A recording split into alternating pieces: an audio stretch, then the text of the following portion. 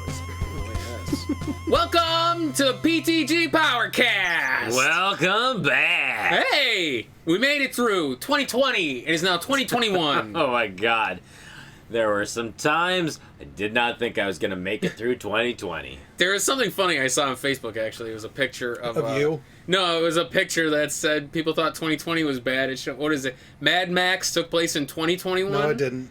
I thought it did. No. I've never seen it, so I wouldn't really know. It doesn't. But something about I Am Legend also began due to a failed vaccine. Yeah, the Mad Max one is wrong.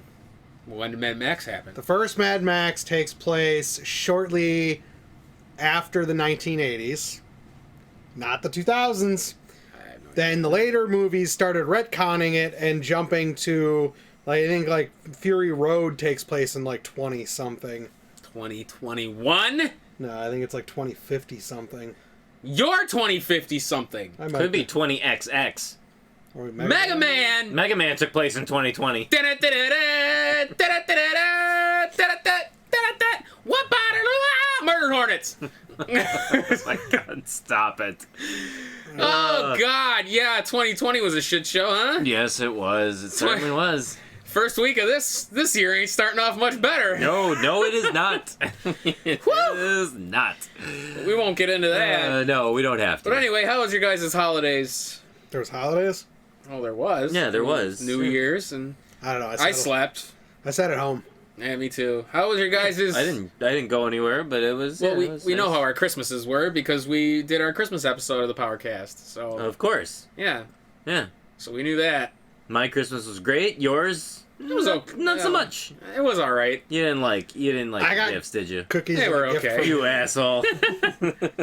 Yes, my wonderful. Oh yeah, you go to our YouTube channel and watch the 2020 Christmas video that we did. Yeah. That was good. I actually, Go on, watch it. I did enjoy the scavenger hunt. Thank you very much.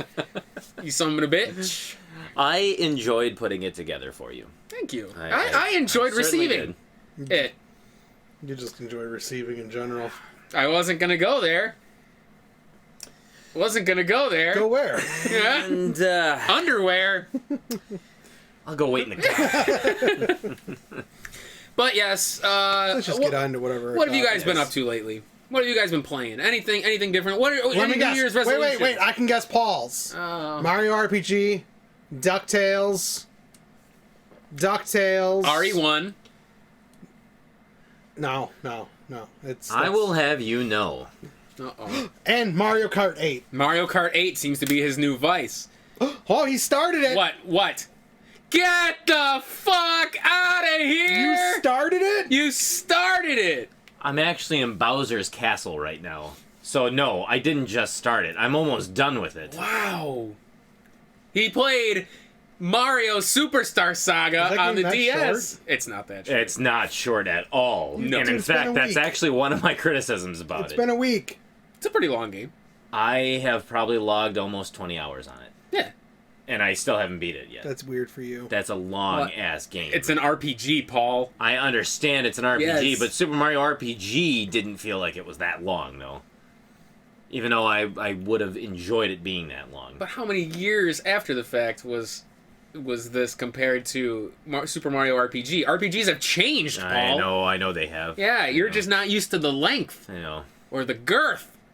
Now I put it there. Or the thrust of their story. Yeah. Can you stop it? No, I'm happy that you actually have been playing it. I did. And I'm really about to shocked. beat it. I will probably beat it this weekend. Good. I'm Yeah. very happy to hear that. I'm hoping you're liking it. That's a Oh, yes get and the no. fuck out of here. More- You're such a pain in the ass. More or less. There's a few things I don't like about Well, it. guess what? I'm taking it back. You're never going to beat it. No, that's fine. Oh, that's fine. You do that. Here, watch. Son of a bitch. Gone. It's gone. Let's see. I finished Tokyo Mirage Sessions for the Switch and have moved on to Legend of Zelda Hyrule Warriors Age of Calamity. Ah. I'm liking it very much so far. The It's Calamamammies. The Calamamities. The Clamababbies. That's pretty good. It's a lot different than the original Hyrule Warriors. It's a little it bit really? slower paced. How It's could it not be that quite much? as- How could it be that much different? They though? changed the combat to feel more like Breath of the Wild does, Yeah. rather than a traditional I see. Muso game. They're a lot Gotcha. more frantic in Warriors games. This Yes, is that not I know. as frantic. Oh, okay. So, okay. and there's a little bit more method to this than other Warriors titles. Gotcha. So it's good. I'm liking it a lot so far. I like that it's flushing out backstories a little bit more because I mean, you got, obviously Breath of the Wild 2 is on the horizon. Hopefully soon. They haven't really said much about it, but yeah, it's good. I'm enjoying it so far. What about you, Kevin? What you been up to? I've been playing Immortals Phoenix Rising. Oh, I started it. I've really enjoyed it. Yeah, Phoenix. Sounds like something a bird would say when it gets lit on fire. that's good. Actually, I'm gonna steal that. Zeus does it at the beginning. It's so funny. I love Zeus in that game. Yeah, so the game's very tongue-in-cheek with, like, Zeus is kind of an asshole. Well, and it's funny because it's like it's very accurate to like the Greek myths and stuff like that, while still being its own thing and being very funny. Yeah. It's honestly just a straight-up Breath of the Wild. Like, it There's feels exactly like it. You can definitely see the like Assassin's Creed influence on it too. I almost feel like Breath of the Wild has almost kicked off a genre No, of sorts because in a Breath of weird the Wild way. literally just copied the Assassin's Creed formula. I thought it was Assassin's more. I thought that Breath of the Wild was more almost like a Open world. yeah, but like a Red Dead Redemption type Nah. ish. To a lesser extent. But like, yeah, a lot of the stuff in Breath of the Wild, Assassin's Creed and Far Cry have been doing it for what 15 years. Yeah, I was gonna say they've been doing it for a while. It's just open world in a. Assassin's Creed I didn't think was. The I thought top- Assassin's Creed was more of like how like Spider-Man, Spider-Man games were, or like More of the prototype, Uncharted games. Yeah, or like like Infamous, where it's like one big ass map and you can kind of just Oh. roam around it. Oh, that would be Or like Red Dead Redemption. Redemption was That kind would of be like like the that, Batman Breath of the Wild's Arkham like that. Arkham Asylum games. Breath That of the was Wild one is big. yeah. That was one big map where you just basically went from like basically mission to mission. I feel like Breath of the Wild has a different feel to it than those games. It's the same thing. You just don't play those other games. So. I've never played those, so I guess I don't know. And like the whole, it's funny because like Breath of the Wild uses the towers where you put the slate in and it unlocks parts of the map. People bitch that Ubisoft has been doing that for years. Breath of the Wild does it, and people love it. That's The because exact same mechanic. The only course. difference is you put the little fucking switch slate into the thing, And it unveils. instead of the camera just spinning around you and something like that. That's it. That's the only difference. what didn't Horizon Zero Dawn do? Yeah, something you with went that up on effect top of too? the giraffe ones. Yeah, that's right. And And then she scoped it out. She stabbed her Yeah. spear and took over the mind of them. Yeah. Yeah. That was cool. That was a cool thing. See, even that copied them. Of course. So it's like, Well, Zelda, we've talked about this before. Zelda gets the acclaim because it's a series that had done something the same way for so long, and now it departed from its norm. But it's getting and acclaim- that's what made it get its acclaim. it's funny because it's getting acclaim for stuff that other series get derided for, of course. which is stupid. well, that's gaming for you. Yeah. I mean, Well, it's funny. Castlevania did the same thing with Lords of Shadow, because that was the first time that it finally departed or made the departure from the 2D Metroidvania style Yeah. that they had copied since Symphony of the Night, yeah. and it ended up becoming their best-selling Castlevania game of all Yeah. time. Which is weird because it technically wasn't, because you had Lament of Innocence and Curse of Darkness, and those were 3D, Well, like Lords of Shadow. And 64. Oh god, we don't talk of such things. Yeah, Castlevania there's the- 64 was a goddamn abomination. Yeah, there's Castlevania 64, and then I think they did Legacy of Darkness. Legacy of Darkness, but that was supposed to be kind of like a we're sorry for Castlevania 64. Yeah. Yeah. But it's funny because like those, I actually it's funny because Curse of Darkness is like a 3D Symphony of the Night. Yeah. Is it really? It really Yeah. is. It's very good. That's one It's a very good It's game. one we talked about last week about playing. Yeah, we ended up not doing it. But Well, because he doesn't have it here. I don't. Well, I don't. we have it. Lament of Innocence. I have Lament of Innocence. we were I gonna don't do have Lament. Curse. I don't Well, have no, Curse well, of and then Darkness. we were talking about doing Curse as well. I don't Alright. have Curse. I'd rather do Curse than I've Lament. never had Curse. No, Curse is cheap. You can. Is find it? Yeah, I Yeah. think so. I thought Lament of Innocence was the cheap one. I think they both are. I don't think because it's another One's- one of those One's where. like 20 or 30 though. Well, yeah, maybe. I'm pretty sure I know what I'm talking about. Plus, Yeah. Curse of Darkness also Castlevania. ties to this series. I'm It's always kinda cool. right. Castlevania Curse. And Lament is like Okay. $12 or $15. Castlevania Curse of Darkness. Well, it depends. PS2 or Xbox? PS2. Yeah. Xbox PS2, is cheaper. 46. Yep, that's what I thought. Yep. And Castlevania... Jesus. Lament come of on. Innocence is like 15. Castlevania Lament. Lament of Well, Innocence. Curse is the better game, so. $19. Oh, It went Paul, why do you always have to be right? You weren't, you were off. I was not. Honestly, under $50 is still cheap to me. Yeah. For a PS, as far as like PS1, PS2 games. now. Well, la-di-da, Mr. Hoity-toity. Whoa. But yes, Yeah, it I think it would behoove you to. I think you would enjoy him. Sure. Well, Curse is one I think we should play. I've got Lament. Oh yes, Lament. I don't think you'll like as much. Lament sets up. I don't like the way it changed the lore. Yeah, That was my Yeah, it biggest wasn't- problem with Lament. Lament. Its ending was very unsatisfying to me. I did not care for the ending of it. It was, but I mean, Curse of Darkness by far was very, very underrated. I say Lords of Shadow has a better origin for Dracula than Lament does. Oh my god, the ending of Lords of Shadow 1 was phenomenal. That blew my fucking. Are you mind. talking the ending or like the after credits the after ending? credits thing where he's in common day thing? It was Yeah, but isn't that was basically where one of the Belmonts or whoever he becomes Dracula? Gabriel, yeah, Yeah, Lords of Gabriel Shadow. became Dracula. Yeah, was that's cool. Yeah. okay. Whereas if we're gonna play it, I don't know if I want to say spoilers for it, but Yeah, Oh Lament- my god, the thing came out like 10 years ago. Lament of Innocence Lament of was- Innocence, it basically there's one character who goes and tries to obtain these powers, and he ends up becoming Dracula, the first Dracula. Alucard. No, You idiot. It was like, I don't even remember what his fucking name was. I don't know, but he was dumb.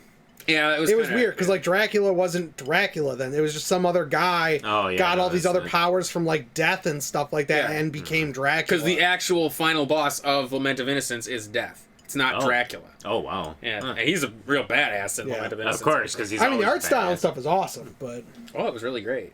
But actually, that's kind of the topic of today's Powercast is art style, no, it's not. underrated Oh. or underappreciated games. Because if you've been watching the YouTube channel, we've been doing Galarians, which we actually today, it's a little bit of inside info here, we actually just did our last session of Galarians. Yes, we And did. We beat finished it. Yeah, up. we beat it today. And we were just talking about how it's amazing to us that people have never heard of it. No. Or you People know, don't seen really it. talk about it. No, not Yeah. at all. And it was such a good fucking game. Like, the aesthetics were good for the time. I loved the gameplay of it. Just the environments in general. It was a unique game in its time. Mm-hmm. So it kind of surprised me that it's as unknown as it is. Mm-hmm. So it kind of got me thinking about this topic of basically like our recommendations of games that are lesser known or underappreciated or you know, stuff like that. So I think that's where we'll go today. well, since yours are so amazing, why don't you start? Well, Yeah, I mean, it's- you guys have something equally amazing. I do I because have I like something, but I don't know if yeah. it's equal. Why do I got to do all the work? You don't do all the work.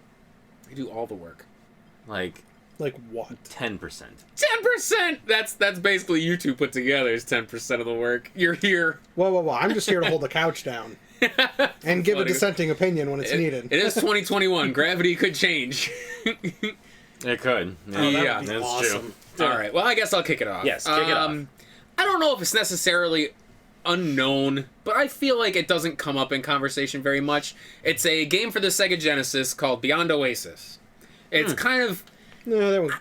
I would say it's, people know of it, but I don't think people have really ever given it a shake. I don't know about that because I mean that makes it into like The top tens. no. I wouldn't even say top tens, but when they do like Sega like collections and stuff like that, Beyond Oasis makes it into those collections more times than not. Really? For the Think Sega so? Genesis? Oh yeah. I always see like Fantasy Don't you remember that Stars. and- Sega collection on like the PS3 and Xbox and stuff when they released those? It's Beyond Oasis was on there. I had no idea. Yeah. I've never generally get those collections. Oh, Yeah. But they gotcha. always had goofy shit. They had like the Sonic the Hedgehogs and I mean, Golden Axes and Gunstar Granted, Heroes. I do understand like what you're saying though, because it doesn't get the recognition other games get around that time. So. Right. Mhm. Like I said, most people you talk about like RPGs on the Genesis, you get like Crusader of Senti, Shining obviously Force. is a big one because it's very expensive. Shining Force. What's the like Diablo? Landstalker. Crusader of Light or whatever? Light Crusader. Huh. You get ones like that. Mm-hmm. Beyond Oasis, I feel like is kind of more of an unsung hero. Because and they actually did a sequel for it on the Sega Saturn, Legend of Oasis, or if you're going Europe, like the PAL versions of it is, what was it, Story of Thor and Legend of Thor, I think, are what they're called over there. Oh, gotcha. But they're very, very good action RPGs. I fucking loved them growing up. You get so many different weapon types to choose from, because obviously you have your dagger or whatever. But you can get, like, swords, and you can get bows and arrows and bombs and all this cool shit. You had so many different methods of attacking. You have, like, an armlet that can kind of, like, control elements. So you get, like, you get, like, a water sprite that can shoot water bubbles and heal you. You get Ifrit, who, you know, you summon from, like, torches and stuff. You just hit it with the armlet and it creates him. And you get, like, plants and darkness and all sorts of cool shit. So there's, like, a lot of really cool puzzle elements to it. I mean, it's Genesis music, so So it Sure. sounds like a tin can. sounds like a tin can Tinny. sometimes. Tinny. Yeah, well, unfortunately. But, I mean, the What do you mean, story's... unfortunately? You used to tell me that the Sega Genesis Sega has Genesis the has the sound. better music than Super Nintendo. Beyond Oasis, not the most stellar soundtrack. It's... The music in Beyond Oasis is kind of more ambient music than it is, like, a kicking soundtrack to pump your blood. It's kind of See, more but that's- I background like- type I, stuff. I like ambient. I like more ambient. Yeah, and that's kind of what that is in that. But, like, the story's good. I mean, it's a fun overall game. I always love games with, like, a light puzzle. It feels like a Lundra, to put simply. It feels like a Terranigma, a Lundra kind of feel to it. Wasn't Beyond Oasis? It was almost like the Sega's version of like Legend of Zelda. Yeah, Wasn't in a way. It was kind of like in that same vein. Yeah, I think people equate Crusader Senti more as, like, the Legend of Zelda of the time, because it gotcha. was basically the Genesis version of, like, Link to the Past. It was like that was the contender. Beyond Oasis, I feel like, was more of it was their answer to, like, Terranigma, which unfortunately never made it here. Never made it to the States. Yeah. But I feel like that's kind of what they were going for in that sense, because, like I said, you have so many different methods of attacking that, and Terranigma does as well. So it's like, I feel like that's kind of more of what it was edging out. But that's one of mine that I feel like is underrated. Is Beyond Oasis. What about you, Paul? What are you looking at me for? Because you gotta have a good one too, Paul. Come on, Paul. If you say DuckTales, we're throwing you off the couch. Panic Restaurant. No, Oh, I'm just God. kidding. No, that game's not underrated at all. It's if anything, it's a little bit overrated. No, honestly, I was thinking about it. I was looking through games and thinking about like memories of games that I had played before. And actually, there's one that I will bring up that I know that neither of you will probably have never played before, let alone have you probably ever heard of it. But it's a game called Still Life. Do you Heard of it? Never Still played it. Life. It was for the Xbox and the PC. No, I've never They heard did. of it. It was more so a PC game, but they ported the first one to the Xbox, and this Really? was at a time where I had just gotten. Well, not just gotten, but Xbox was like my newest system, but it was out. Like it was during the time, like I think PlayStation 3 may have already come out, and so but I was starting to collect Xbox games, and so Is that about the same time you got, like, Phantasy Star Online for the Xbox? yeah, around that time. Yeah, Yep. okay. mhm.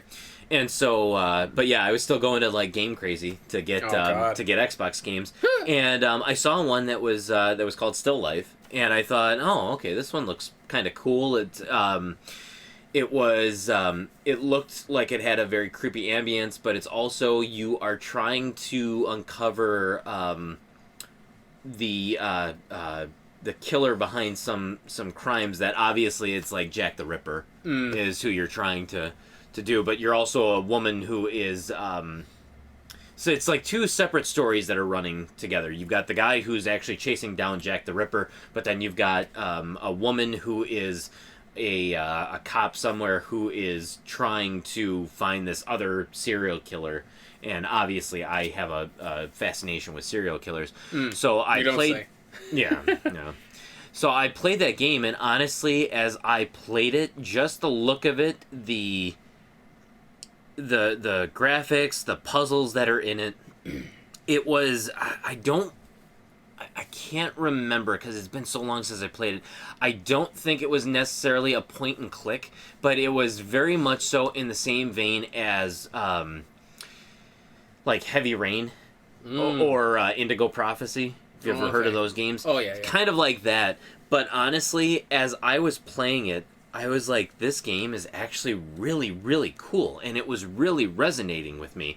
And for the longest time, too, the way that the first one ends, it leads into a cliffhanger that would then be revealed in the second one. And I thought, oh my god, I got to get the second one. Second one never made it out for Xbox. It was only for PC, and I'm just not a PC gamer. And so I'm like, what the fuck? I'm never gonna be able to find out how this story wraps up. And that sucks. Yeah, but no, I remember playing it and just remember some of the backgrounds and just the ambience of the game, and I just remember thinking to myself, like, this is such a damn good game. But I am willing to bet that you had never ever heard of Still Life beforehand. No. Because it's just not brought up. It's not. It's a pretty slow moving game, but honestly, it's a gripping storyline that I just could not put down when I was playing it. I could not stop playing it. I was playing it for hours at a time, hours a day, just trying to get to the end. Wow. So that's yours, huh? That's one of them. Yeah. Okay. Actually, but I want to backtrack just a little bit. If anyone is curious to play like Beyond Oasis, it goes for $40 right now, loose. Your Still Life complete about $12. I was gonna say it's always been a cheap game. Yeah, super cheap. I figured we'll do that too, just in case anybody's interested in actually hunting them down. To kind of date it. But $12 for that. All right, interesting. Kevin, Andy, what's yours next one? With mine, yeah, funny. Way to contribute. That's what I'm here for. No, I think my first one would be the first Legacy Kain game, Blood Omen. Oh yeah. It was released on like PC and PS1, but I'm trying to remember if PC one actually ever came out. But when that game released, I remember like there were ads for it, but then like nothing. You never heard anyone ever talking about that one. Like everyone talks about the sequel. Yeah, I was going to say Soul Reaver. I remember seeing advertised in magazines and comic books everywhere. Like Soul Reaver, I mean, even in pre-production when it was originally called Shifter, Soul Reaver got more attention. Like the first, it's like a top-down, like old school, like adventure game, and like there was phenomenal voice acting. Like I loved the art style, but it's definitely very off-putting if you're not like into that sort of stuff. So I have a feeling like a lot of people would see it and just be like, why the hell would I play this? I can go play other games on the PS1 at the same time, because let me double check when it came out. Yeah, I'm about to say Legacy of Kain. The ones I remember the most are like Soul Reaver and like Soul Reaver 2. Yeah, because everyone played those ones because Defiance, I think, was one of them. That's the latest one. Actually, it looks like because Blood Omen Legacy of Kain never came out on the PlayStation. Yeah, it did. It only came out for the PC. It was like PAL. Oh. It is out, and I have my game over at your house. Wait a minute. That's weird. There's no thing for it. It's not showing on price charting. No, there's no price charting list only for PAL. Yeah, that's it weird. Came out here. Because I remember that cover. Yeah, I do too, actually. Huh. Why is there That's no price crazy. for? Wait a minute. Maybe if you search Blood Omen. It might be. It's not under Legacy of Kain. Blood Omen Legacy of Kain. Legacy of Kain was the subtitle at that point. Whereas for Soul Reaver, it became the top title, and then Soul Reaver became like the... It was a little bit weird in their naming scheme. This is really weird, though, because then you've also got Blood Omen 2. For PS2. And GameCube, but it's like then you had Blood Omen, Legacy of Kain, but then you had Legacy of Kain. Well, actually, at that point, it's called Legacy of Kain series. Well, what's weird too is you look at it like on price charting, it's just called Blood Omen. Yes. Yeah. But you look at the cover art. Legacy of Kain is this big fucking font, dead center, and Blood Omen's like the subtitle on the top. Yes. What a weird... that's terrible marketing. Yeah. Well, it was their artistic thing that, 2880 complete, by if you look at, the graphics for it, Yeah, it looks like Diablo. It's very like Diablo 1-esque and stuff like that, but like it's very off-putting for people. It's an adventure game. Blood Omen 2 was on GameCube? Yeah. I only have the people. I think all of them I have were PS2 and stuff. Yeah, here's all like Defiance, Soul Reaver, Soul Reaver 2. Yeah, Defiance left it open for another game, but like the sequels got more attention because they were like Soul Reaver was more like a Tomb Raider style, but like an action it was more it was a 3D action adventure, whereas being a top down like isometric with like low quality graphics and stuff, because even though it was like Crystal Dynamics, I think it was Crystal Dynamics, but even though it was like that, it's like the budget wasn't really there for it to do like immense graphics for it. Yeah. And it came out in 96, I think is what it said. Yeah, I think so. That's always a shame when like an underdog game has such a massive storyline and stuff, or like like what happened 96. with your Still Life, where just you don't know what happened because it never came here. They never no, it did come here. It's just on PC, but they never ported it to the consoles. But like, that's what I mean. Yeah. But like that's one where a lot of people got into the series with Soul Reaver and then played the subsequent games. I don't know how many people like tried to go back to the first one and were just like, no, not doing this. Just cause... Well, there are so many games that have weird genre changes, or... Well, it'd be like going from Persona 3 to going back to the first Persona. Oh, yeah. That's... Good luck. Yeah. It's funny because I find that most people who like the Persona series... Hate the originals. Hate the first two. Well, technically it's 3, I guess, because you have... 2 is split up into 2 parts. That's still one game to me, though. But it's funny because that's kind of... I played 1 and 2 and Innocent Sin or whatever, but like the change that they went for 3, 4, and 5 is so much better than the first ones that it's like... Phantasy Star was the same way. Phantasy Star 1, 2, and 3 are, to be honest, they're kind of hard to play. Especially, like, 1 and 3. Because, like, I don't know, the game feels weirdly unbalanced at certain points.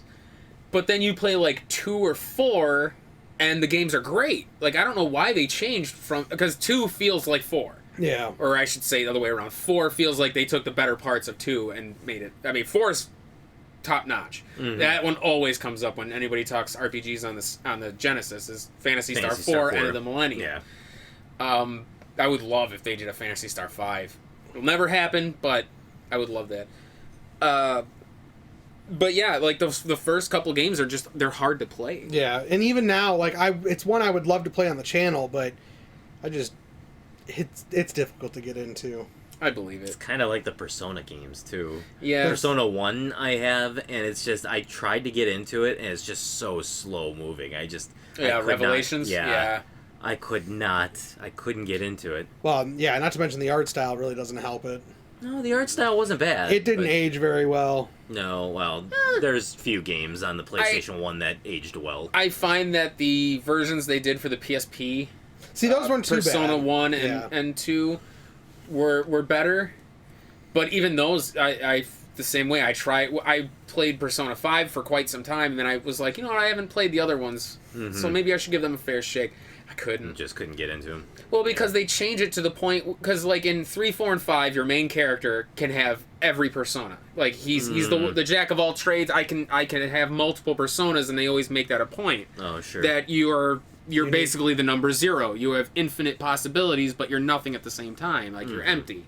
But in the other ones, everybody can have multiple personas, so it gets kind of weird. And I'm sorry, the negotiation system was fucking irritating. It's bad in all the Shin Megami games. Yes. That's one of the systems I wish they'd get away from. It was, in order to get other personas in the first 2, you had to negotiate with other demons through, like, dialogue, and they would give you cards. And you redeem these cards for other personas, but each enemy had a different personality, so you had to cater your answers to their personality, and it just became a shit show. It got to be too much to like take in. Yeah. At least for me. Maybe I'm just an idiot. But like, no, it's just the way it's handled. It doesn't come across very well. Yeah, like 3 and 4 did it right, where it like 4 did like a shuffle system where like cards would come up and you just pick a random card and it would give you a persona. 5 went back to negotiating, but it was made 100 times fucking like easier. You answer like 1 or 2 questions and you get it. You don't get cards. Like you just got the persona. Or if you like beat everything around an enemy, it'll sometimes beg to you to spare its life, and if you do, you just get the persona. It was a cool idea, and I actually liked that. It gave enemies personality because they're not bad per se. They're just fragments of a human consciousness. Yeah. Which the Persona series has always delved into that shit. It's really cool.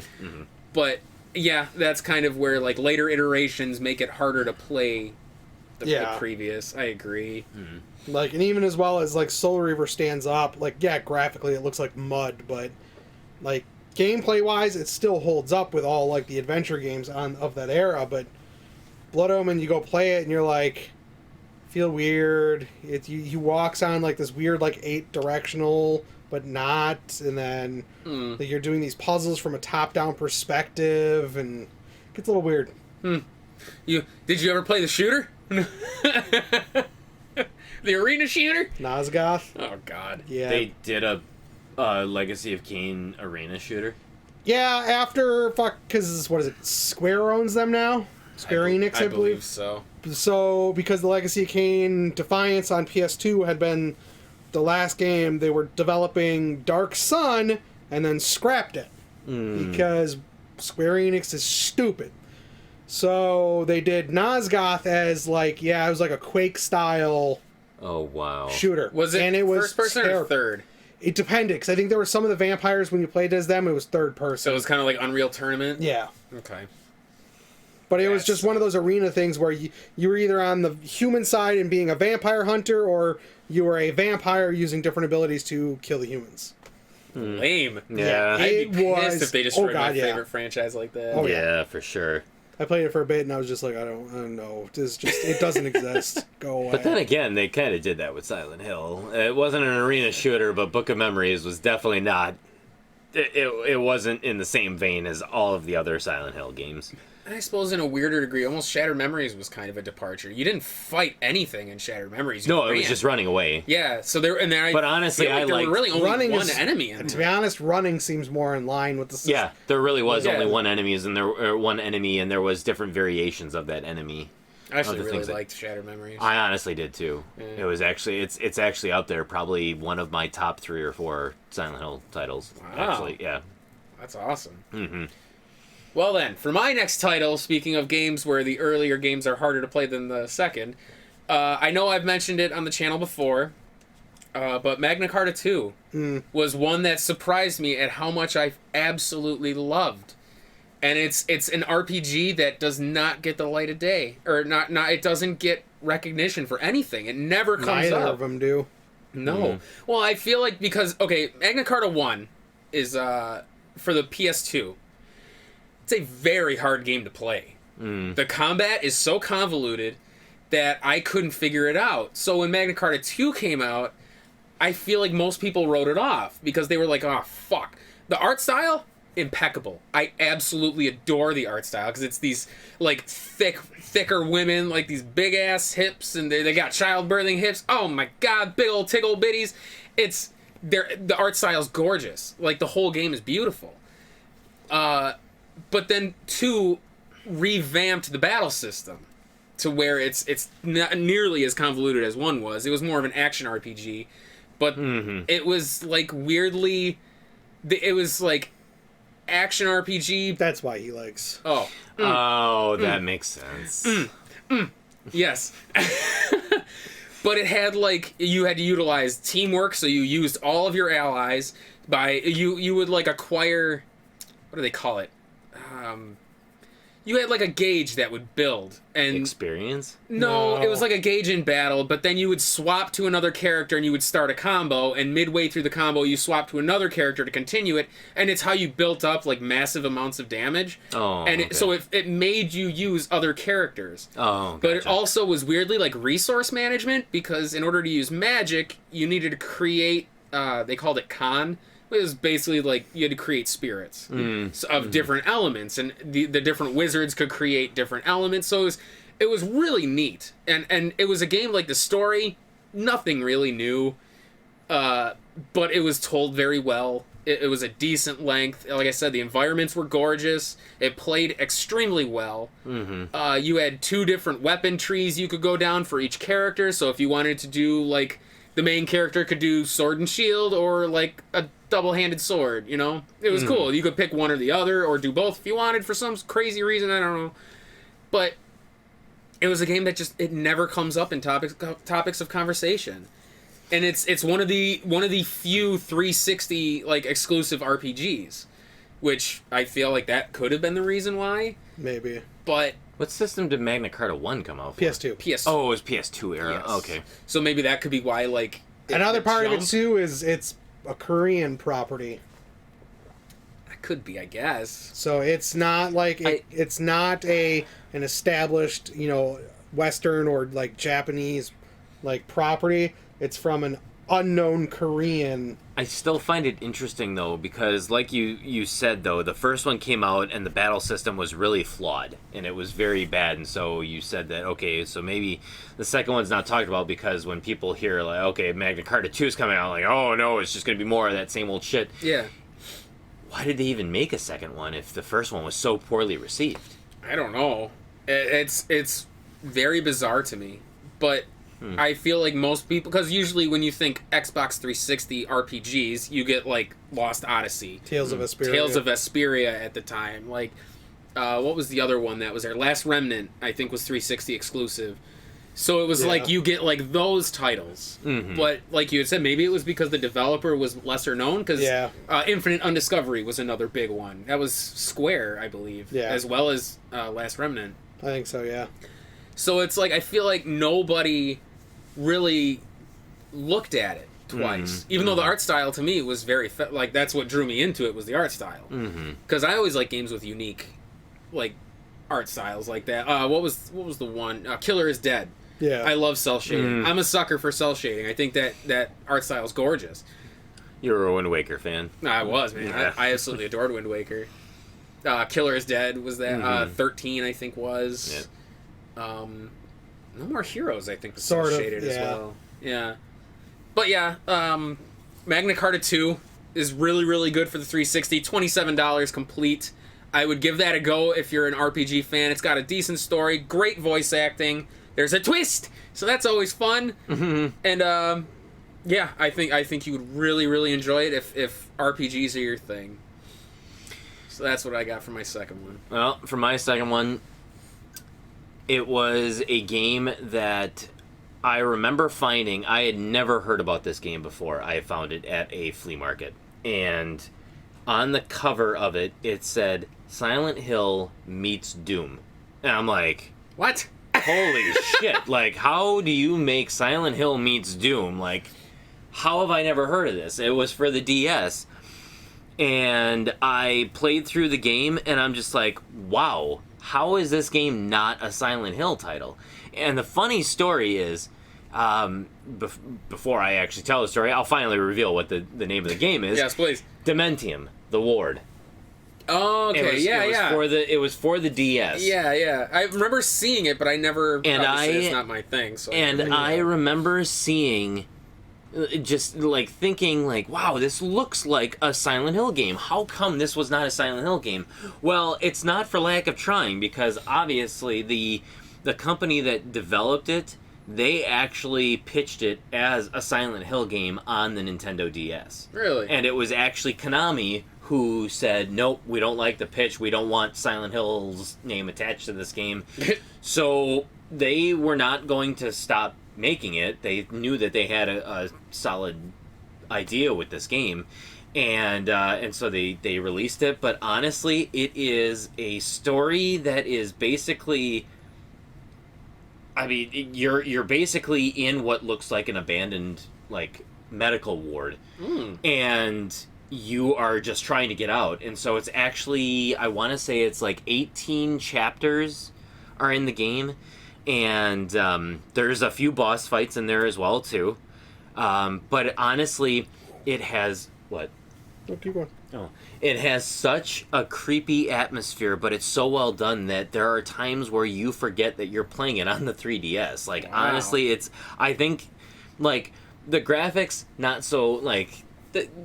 they do look like DS, but it's like you're just so involved in the game that I just completely at times forgot that I was playing like the DS. I just thought that I was playing a Silent Hill game, like handheld Silent Hill game. That's the mark of a really good game that draws you in, is when you forget that you're playing and like the graphics may not be up to snuff. You're so involved in it that you just don't even notice. Yeah. Yeah. And so, I mean, the game's got a few faults of its own in, like, controls, battle system, and stuff like that. It can be challenging at times, but for the most part, the game was actually, I think it was really well done. It had a great atmosphere, and it did have a very twist ending as well, too. Really? I mean, the game came out in 2006. I don't think I'm really spoiling anything, but I won't say anything, though. But yes, the game did have a very twist ending. And I don't know if it was necessarily popular back when it came out, but it was so much so to the point to where they at least made a sequel to it. Oh. But they also remastered it. And yes, they did. They re-released it 3DS. on the 3DS. Oh, wow. So, but honestly, like if you look at like lists of games on like the Nintendo DS, like best games on the DS or best survival horror games, Dementium never comes up. It never comes up in conversation. It may come up here or there on like a Nintendo DS list, but honestly, I think that this one is just, it's so well done. It really is a really wonderful, well done marriage between Doom and Silent Hill, where you have that first person shooter type action you can use your fists, I think, or else you've got like different guns and stuff, and there's I don't really think there's too much of a terrible shortage of bullets that you can't find, but honestly, it's creepy. The music is pretty good as well too. And the first time I played it, I was on a plane, and I just absolutely fell in love with it. And I'm just like, how did it take me this long to actually play this game? Like, holy shit! That's I amazing. was just blown away by it. So as if you needed another reason to hate Konami. yeah, exactly. Jesus. So Dementium goes 20 loose, 27 complete. which I think is very affordable for that game. I would say so. God, back in the day when I actually found it at the flea market, I paid $10 for the first one. I lucked out and found the second one as well too, and I paid $5 at a video game store for that one. So. Wow. Yeah, and that one's actually, I think, a little bit more pricey than the first one. So, Cool. But both are great. The second one really just kind of picks up where the first one left off, and honestly, I think it's a great series. So if you like the DS, it's definitely something to check out, and especially if you are into Silent Hill or survival horror, it's one that it shouldn't be obscure, but it is. Cool. Kevin, what do you got? What were you laughing at? Yeah, what were you laughing at?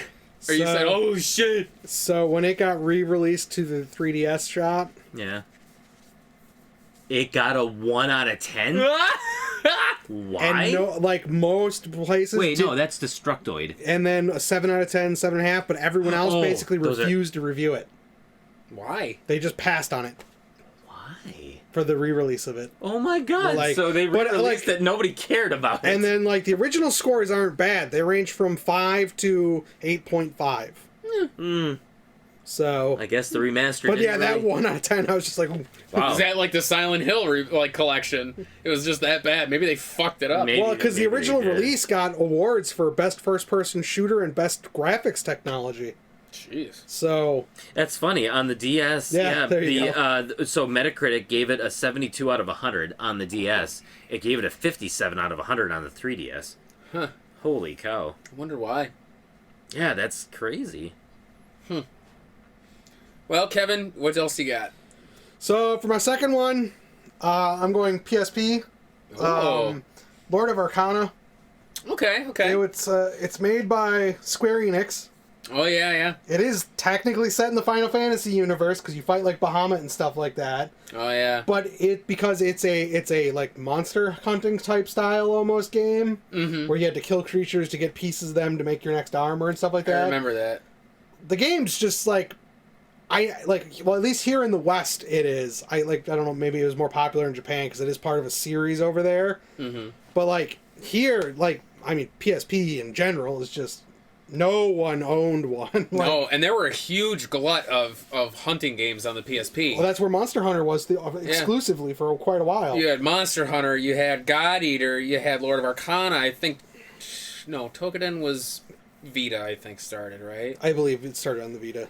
What was the other one? There were a couple other ones on PSP as well that I'm thinking of. I'll think of them eventually. I don't know, but yeah, it was really fun game. It's a bit more like mission based. Soul Sacrifice? I wouldn't consider that a hunting. No, it's a hunting game. I think that's a hunting game. Soul Yeah. Sacrifice. That's a sleeper for sure. Yeah. Yeah. Oh, Soul Sacrifice. Soul Sacrifice. But- Honorable mention. But like Lord of Arcana it was really, really fun. Like it's one I would love to get my hands on again, but I don't like outside of like me, I don't even think you ever played it, did you? I didn't get that far into it. Same with like Ragnarok Odyssey. Like I never got that far into it. I don't know why. See, Ragnarok Odyssey is another one that yeah. really good. It's technically another hunting game, but it's much more like God Eater. It's much more action based versus Monster Hunter. Yeah. Granted, Well, like Jesus, I the feel like most bosses things are. the bosses were like kind of cheap in Ragnarok Odyssey. But yeah, Lord of Arcana was really, really well done. Like the armors and stuff look cool. The story was okay, nothing super special, but Yeah. I like the different weapon sets for what I'm remembering of it. Well, the and weapons were cool, and then I love the fact that like you actually like leveled up in that one. which is unique for a hunting game. Yeah, so you actually gained life and like strength and stuff like that, and yeah, you got the different weapons and you could upgrade them, and yeah, that one it was a lot of fun. I put quite a few hours into that one. But Lord of Arcana. yeah, I don't. PSP complete $8. Wow. $7.50 if that. Wow. Yeah, loose $4. Yeah, that one. I remember getting that one, and I feel like I played it for a little while, but I feel like I was so burned out on it because I feel like we picked that up around the time that Phantasy Star Portable 2 was out, and I remember that consumed a lot of our time back in the day. Portable 2 and even Portable 1 was a game changer for us. I remember you and I played that a lot. Yeah.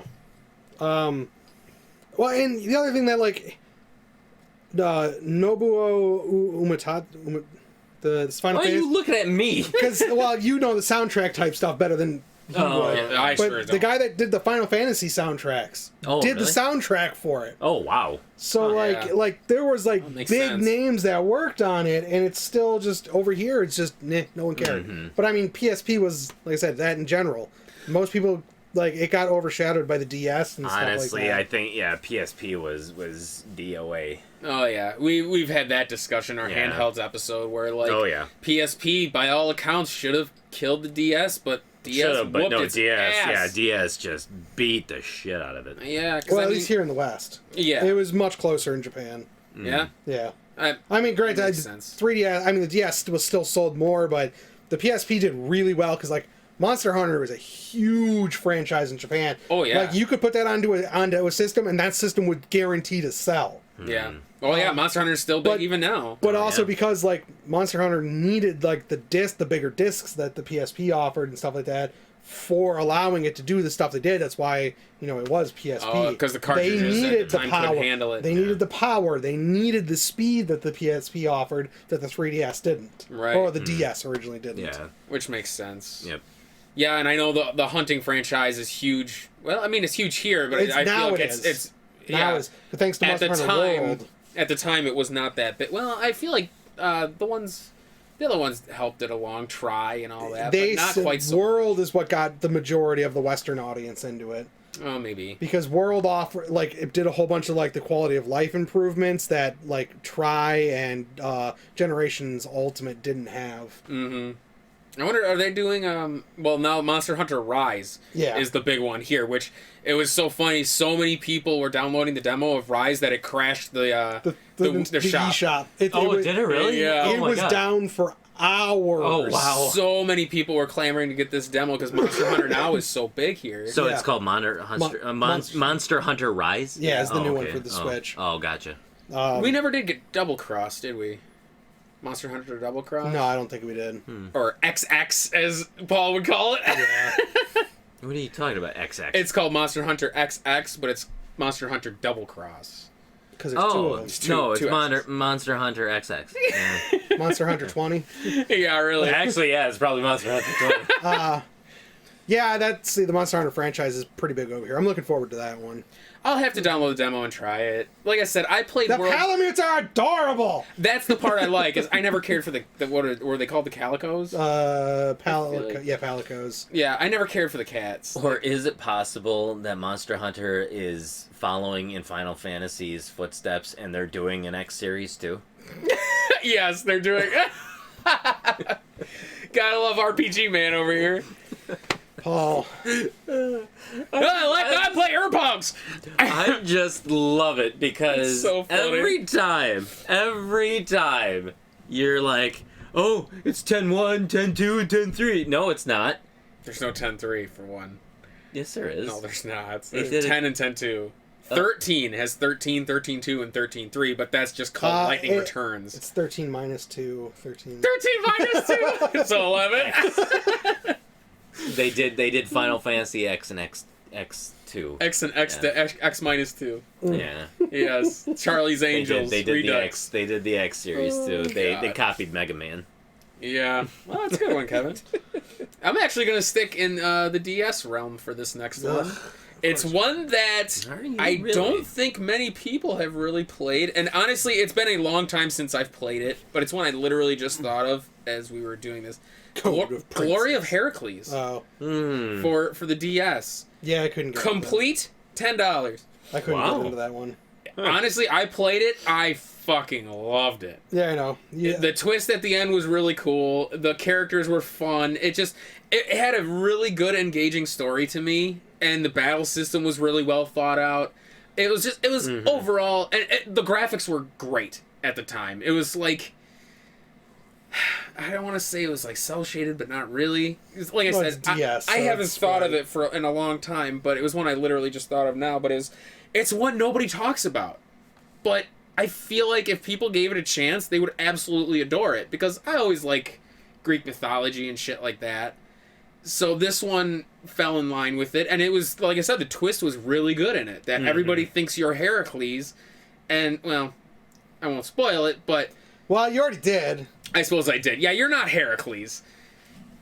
Fuck it. Oh no! You do actually get a party member who is the actual Heracles. Oh. And it goes from there, but there is a twist later that you find out, and it actually was kind of interesting to me, and I love that kind of stuff. All I gotta say is that's what you get for having amnesia. Well, it's weird because it's amnesia, but it's not Yeah. because they're not there. I don't know. It was very goofy, but played really well. The battle system was great. Graphics were beautiful for the time, and they're still beautiful now. But just it's one I think people pass on the DS. Mm-hmm.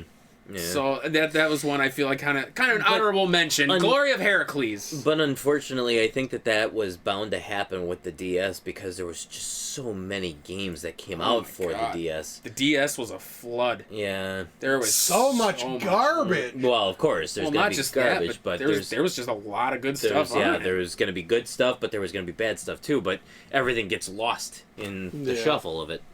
Yeah. So that's just more of an honorable mention for me, I guess. But I do have another one, unless you have another one. Well, I do, but you can go first. If you It's want. one that I've pushed you to play for a long time, and you still never have. I just played it. I showed Not you. that! Not Mario Superstar Saga! Yeah, you can never call anything Mario underrated ever. Yeah, pretty much. No. Pretty much not. Well, some. I would say, No. well, Thousand Year Door is definitely not Not underrated. even People like love Mario that. typing. Oh, Dragon Crown. No. Oh, okay. Folklore. Oh, Folklore. I see. The I would've known that. PS3. Yeah. Folklore. Still sealed? Extremely good. Still sealed? The story is. No, he never got it for me. Yes, I'm pretty fucking sure I did, you prick. It's still sealed, isn't it? I know I got him Folklore for Christmas one year. Son of a bitch. You bought it for yourself. I think he got it for me. Oh. But I think Nope, I don't have it. I think one of my girlfriends also got it for me, Oh. and I think I traded yours in. You son of a bitch. I should have just gave it to you. You asshole. Well, now I know what to get him. But it's Folklore. It's cool shit. It's action RPG. but it's like early Lost ball right there. early PS3 where it uses the 6-axis. So to capture the I forget what they're called. It's like the shape. I'm just gonna call them spirits. Like you capture spirits to get different forms of attacking and forms of defense, and each spirit falls under a different category. But you could like when you're capturing it, you have to like flick it back like a fishing rod, or you have to shake it side to side to knock it out or something. It was early PS3, so it really wanted to use its technology. But the story was fantastic. You have 2 different characters you can play as, Keats or Ellen, I believe. And if you start as one, you play up to a certain chapter, and then it makes you play as the other to get through his story or her story, and then it puts them together and you finish the game. Ah, Resident Evil 2. Yeah, pretty much. Yeah, they copied them. But it was just, the game was gorgeous, the soundtrack was amazing, and it was... I have to look up that soundtrack. I've never listened to the soundtrack. Yeah, I mean, the music was very, very good. The story was good, too. It was kind of like a mystery, because you're trying to figure out like why you're in this town, why these spirits are around, like all this other different shit surrounding Doolin Village, I think they called it, Doolin. But it was such a at the time for me it seemed like such an interesting concept that I fell in love with it. And like I said, the art style was beautiful. It was just a very intriguing story. You have these these spirits are like prodding you through this adventure. Obviously, they have ulterior motives, but it's you feel like they're helping you, and they're not. But I've always liked that kind of stuff. Yeah, sure. Folklore right now, complete $28. I was gonna say it's not expensive. No, $28. Loose $18.30, but who the fuck gets loose? Who gets loose PS3 games? Yeah, that just doesn't. I happen. feel like those you almost. Well, I suppose you can, but it seems weird. What? A loose PS3 Well, they did have instructions back then. Yeah. Some games, not all of them. Most of the early PS3 still had They instructions. did, yeah, they did still have. So what's it, this other fantastic one there you you have, go. Paul? Well, this Folklore. one's not going to come as a surprise to either one of you. DuckTales 2. However, though, I feel that it is important to bring this one up just because of the fact that you have people who try to bring it down but are doing it as just an act. But Die Hard for the Nintendo. Honestly, I think that was a fantastic game. It was very story accurate. Yes, it can be a little bit frustrating to have to deal with some of the enemies on screen because they do hurl a lot of bullets at you. Oh yeah. But I think that this game met the demise that games like Silver Surfer got, where because of the AVGN, people thought that it was just a shitty game, and it's really not. It's not a shitty game. It's not an impossibly hard game. No. Nor is Silver Surfer, but people will always tell you, like, Silver Surfer, the difficulty is legendary. It's like, no, it's not. It's just you had the AVGN who just decided to be a dumbass and just say that this game is impossible. It's impossible, blah, blah, blah. And it's not. And so I feel like Die Hard met that same fate where you already had a game that was not really mass-marketed, mass-produced, and it just kind of faded into obscurity, where he then kind of gave this idea of what it was, which then colored people's perspectives of that game and misrepresented. It misrepresented what the game was. Absolutely. It was one that I remember playing with you, or we played it on the channel already, so if you go to YouTube and watch our playthrough of it, you'll get the idea. But it was one that I didn't enjoy so much at the time, but I came to appreciate later after the fact. Even just playing it, like, while we were playing it, I'm like, the different floors felt different. The idea that you had a health meter, but you also had a foot meter, which was very indicative of in the movie where he didn't have his shoes on. And yes, you couldn't run across glass because in the movie he didn't run across glass. That would hurt your feet.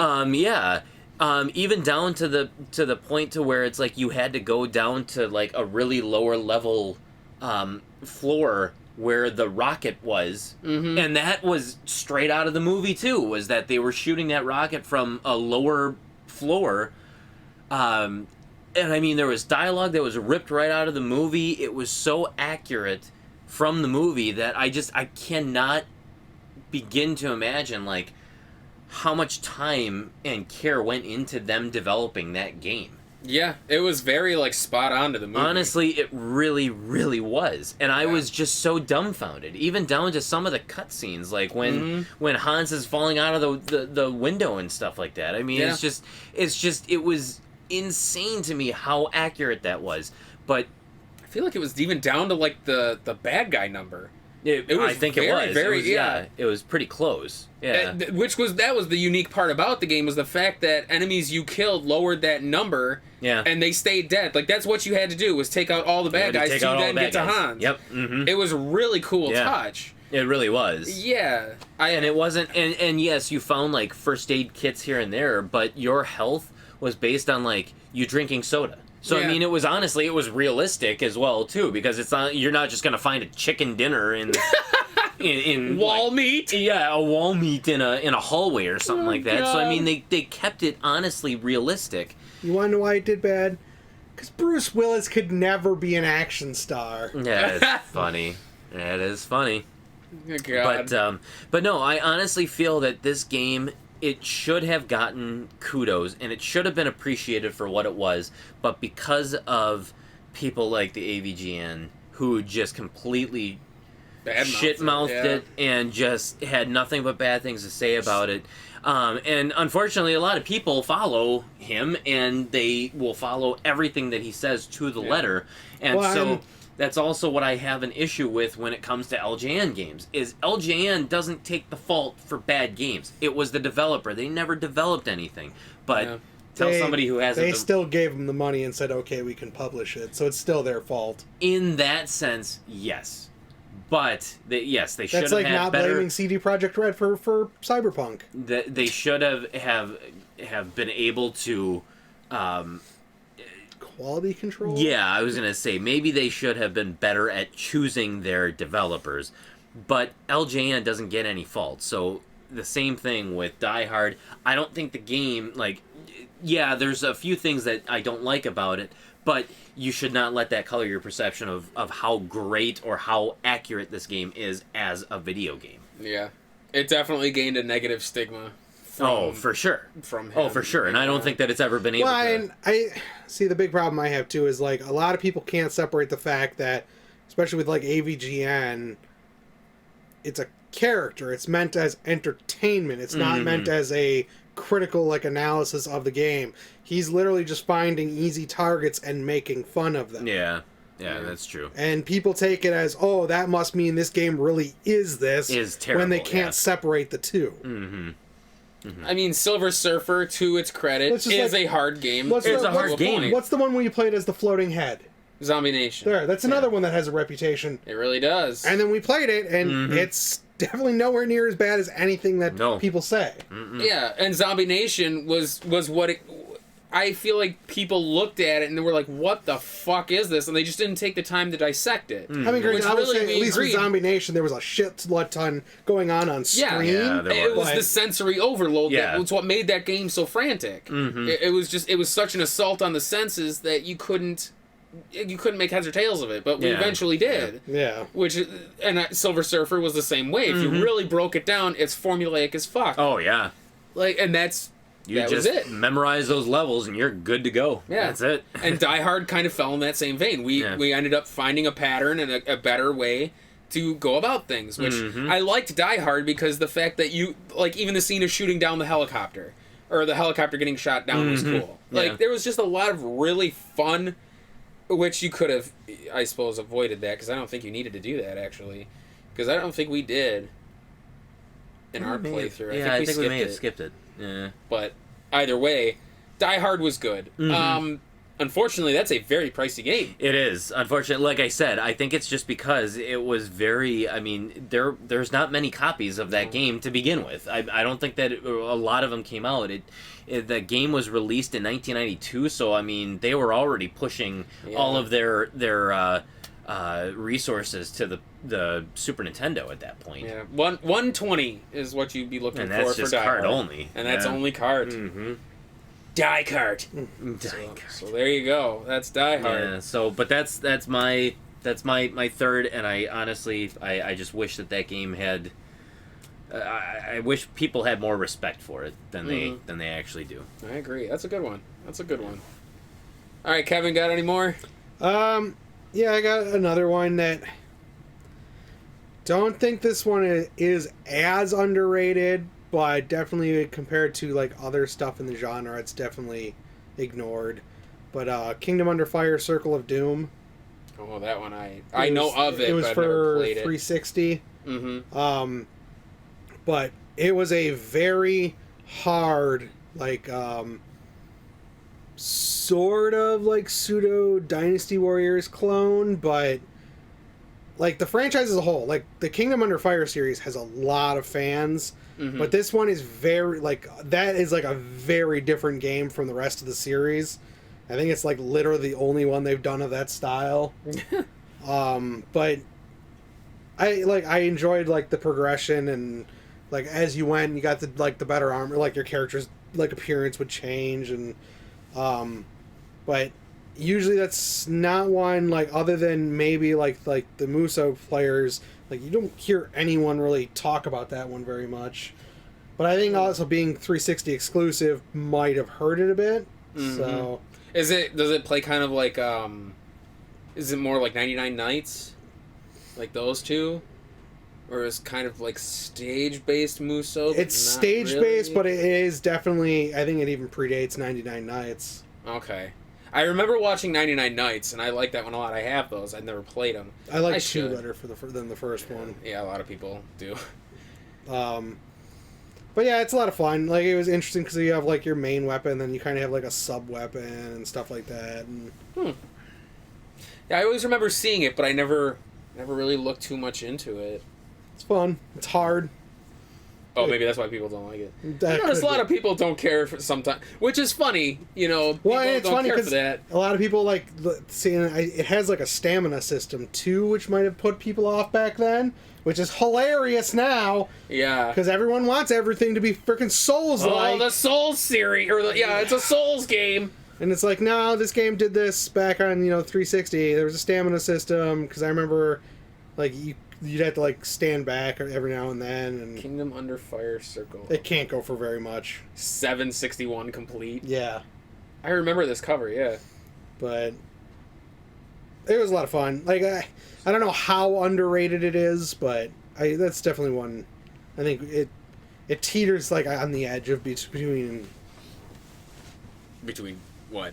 Being like actually like unknown and like the moderately known. Okay. Yeah, that's always funny when like a game, well, like you were just saying with Breath of the Wild, it's touted for doing such and such, but it's been done before. Yeah. And yeah, like you said, the stamina system and Souls games now people clamor for because they think, oh, the fucking Souls games are so hard. Like this is like the pinnacle of difficulty. And it's like, they're not really. They're not. And their difficulty, while it's overcomeable, it's also usually cheap difficulty versus like a legitimate difficulty. It's not enemies outsmarting you. It's just I hit for 50, you hit for 5. Yeah. Woo. Yeah, which that's always unfair. Or something moves just exponentially faster than you. Yeah. So it's like which I suppose that could be construed as a. Even RPGs do it, but at least like RPGs have a much better mechanic for overcoming it. Yeah, I mean, I've personally never cared for stamina systems. Like, it gets old. They're all right. Like if they're done right, like Breath of the Wild, Immortals, where it's like you're sprinting, you're climbing, you're carrying a heavy object. Like fighting, nah, if I'm a person who's trained with that sword my entire life, I'm not getting drained by using a sword. Yeah, which even like long combat, sure. But just swinging the sword and then being out of breath? No. Not happening. Which even Breath of the Wild wasn't the first Zelda to use that. I mean, Skyward Sword had a stamina system. Yeah. So, like, it seemed weird that... And nobody... Well, and Twilight Princess had stamina, didn't it? Twilight Princess didn't. Because Skyward Sword was the first one you could dash. Oh. You couldn't dash in Twilight Princess. Yeah. I mean, you could when you were, like, the wolf, sort of, but... Yeah, Skyward Sword was the first one where you could actually like go into a full-on sprint, and it would drain your stamina. you could climb and or hang. It was like it was a stamina system. So, yeah, that one's a cheap one. I'll have to look into that one maybe. Maybe I'll give that one a shot sometime. Yeah, I don't know. That's because I don't know how into those types of games you are. It depends what I'm in the mood for. Mm. My mood changes from time to time. Like I go from like action RPGs to like turn-based, then I'll go to like strategy RPGs or stuff like that. So basically, your mood changes but stays within the realm of RPGs. Yeah, oh, of course. Oh, okay. He has two moods: RPG or light RPG. That's right. It's better than at least I play more than 5. Shut up with you guys in the 5 games. It's a common thing. I might call this episode that. No. The realm of 5 games. Kingdom of Paul, oh Lord. I don't need to take this, okay? All right, so for my next one, it's kind of more of a collection. It's any Wii RPG. Because the Wii is not known for having many RPGs, as many people will tell you. Name a Wii RPG for me right now. Is it Epic Mickey? Wasn't that an RPG? That's I would more of consider an that a action, platformer. or, yeah. Oh, is it? An action Oh, I platformer. thought it was more of like a Kingdom Hearts type game. No. Hold on. Someone like Paul, I feel, would be hard-pressed to think of one. No, I don't think I can. Wasn't Red Steel? Wasn't that an RPG? Action game. Oh. Action. It's kind of... That was in the same vein as, like, No More Heroes. No, then yeah. Yeah. Well, you wouldn't be alone. There aren't many people that can think of RPGs, but it actually had quite a few exclusive RPGs that were really good. Huh. Notably, you had Arc Rise Fantasia, which was voice acting... Oh, that was hilarious. It was bad. It was it. about like cheesy bad like Bait & Kados was for the GameCube. No. I mean, it's bad.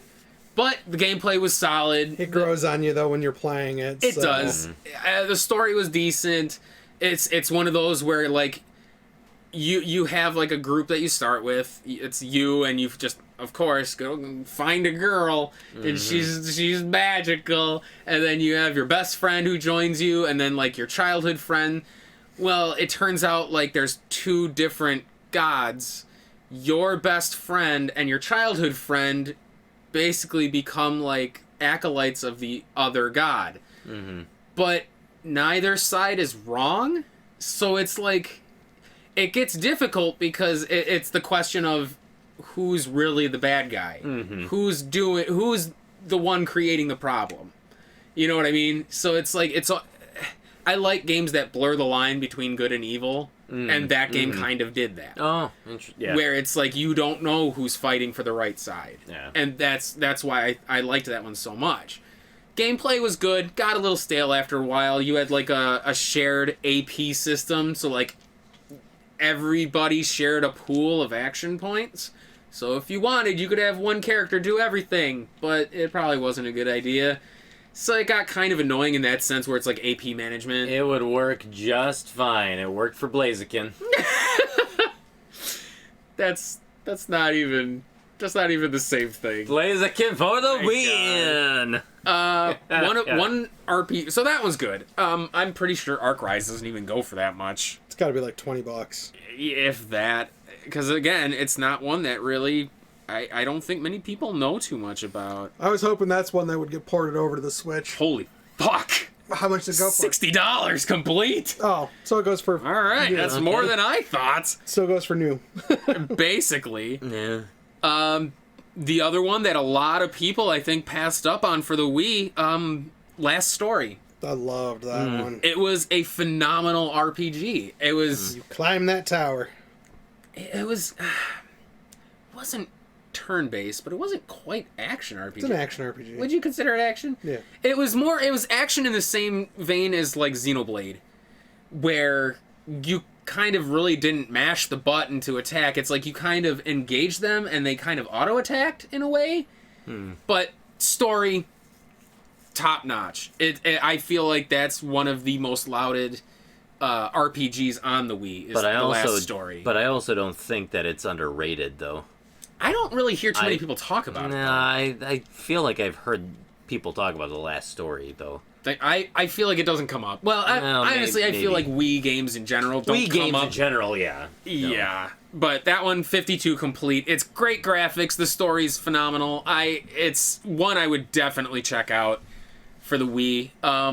Another one that's kind of, I would say is more of an action platformer, I guess, is Pandora's Tower. That was another one it's got kind of like a ticking clock element to it, where you're doing tower stuff, trying to save a girl before she becomes corrupted.